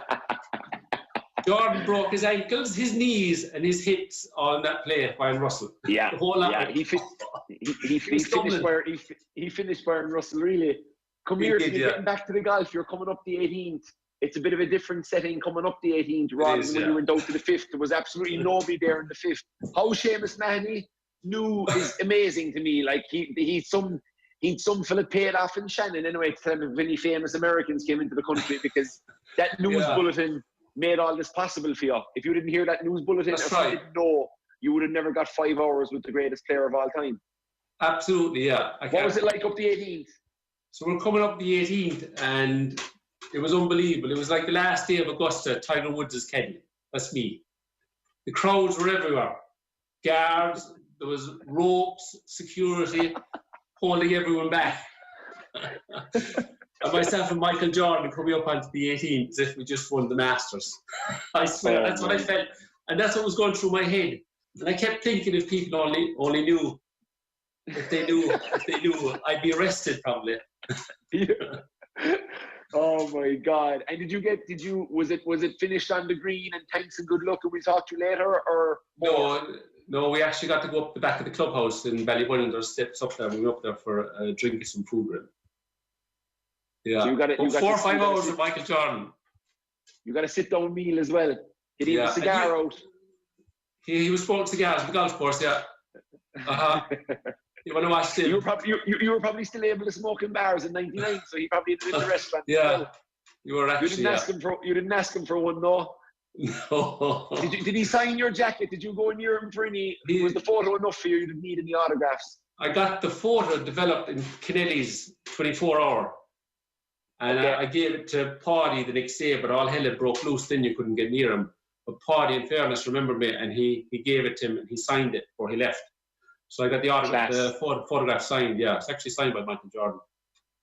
Beautiful. Where did you go see him anywhere? I got him in. I saw him in Tralee. Like you, I heard in school that he was in Tralee, and I just took off out. But I never got at that stage. He was obviously I'd say it was that evening after Ballybunion he came to Tralee. Maybe he came to Tralee. Yeah, it was halfway through the school day, and he was on the second hole when I met him, the second or third hole. So like that, just headed off and cycled out. And I never got. I glommed at his hand when he was walking past into the bus, but like there was, as you said, it was gone. It was like the Beatles were there at that stage. Put up your hand there. Put up your hand. Yeah, I'm not as big as like you big hands, you know, but his hands were like shovels. They were like JCB buckets. They were the biggest hands I ever saw. He caught my hand, he squeezed it like my hand was tiny. Massive hands. And massive arms. You big mitts too. You big hands too. So he must have been, but like, and any banter on the way around, any hot balls? Was there anybody else? Did anybody else venture towards him? Did you have to be like the real caddy and stop fans trying to get him sign hats and stuff? No, there wasn't too much of that because it was the first morning. No. I remember when he went to the other golf courses because I was in Killarney with him, and Kinmare, the following, about 3 mornings later, went to Kinmare. We actually got kicked off. And he went from Kinmare. I think he went from Kinmare to Waterville. To Waterville, yeah. I think I read somewhere yesterday that he was coming over to Coombe and they were like the bus driver. The bus driver that was driving him around for the week said like they were gambling on the golf course. They were playing. The minute they got in, it was beer, cigar, and cards in the bus, and it was cards until they got there. And he said the only time they stopped playing cards is they were all hiding under the table going over Coombe. There was about a 400-meter drop off the side of the mountain. They were on this big, huge bus, and they couldn't figure out how this was legal that a bus driver was going on it. The wall is tiny there. The wall's only about a foot high. Tiny. And when you're in a big bus like he would have been in, you're looking over, you don't even see the wall. You just see the edge of the cliff. But he actually has a fear of water, you know, that's probably it too, now you see it. He nearly drowned, he was young. All right, okay, yeah. Himself and the friend drowned, he escaped. Jordan, right. And he was about 10 or 11, I think. Okay. But yeah, going back to Kinmare, I got kicked off the clubhouse in Kinmare. Then I tried it a second time by Vincent Devlin. And Vincent Devlin is actually a friend of mine who has centre uptown here in Carstevine. So big shout out to you, Vincent. Thanks very much for throwing me off. Yeah. I hope you hear this. I said it to him too. I remind him every time I see him. You stop. I know, yeah. I'm surprised Jordan wasn't saying, "Come on in, John. Come in, John. Yeah. You can caddy for me. You're the best caddy I ever had." I'd say he was plagued by everyone at that stage of the week, you know. That's very good. Listen, man, that was some experience for you. Because I know how much of a super fan you are of the guy. All your boots were Jordans. Me and you used to try and get Jordans over from America when we were playing together during those years with the Tigers. Still got the T-shirt. Right here. There you go. Yeah, loads of them around. Never dies, never gets old. So, no, never. And look, good to talk to you. Take it easy, and we'll be in touch. Keep up the good work, and I hope all the family are doing well down there. Okay, thanks, Scotty. You too. All right, Michael. Good luck. OTB AM. This is OTB Sports Radio.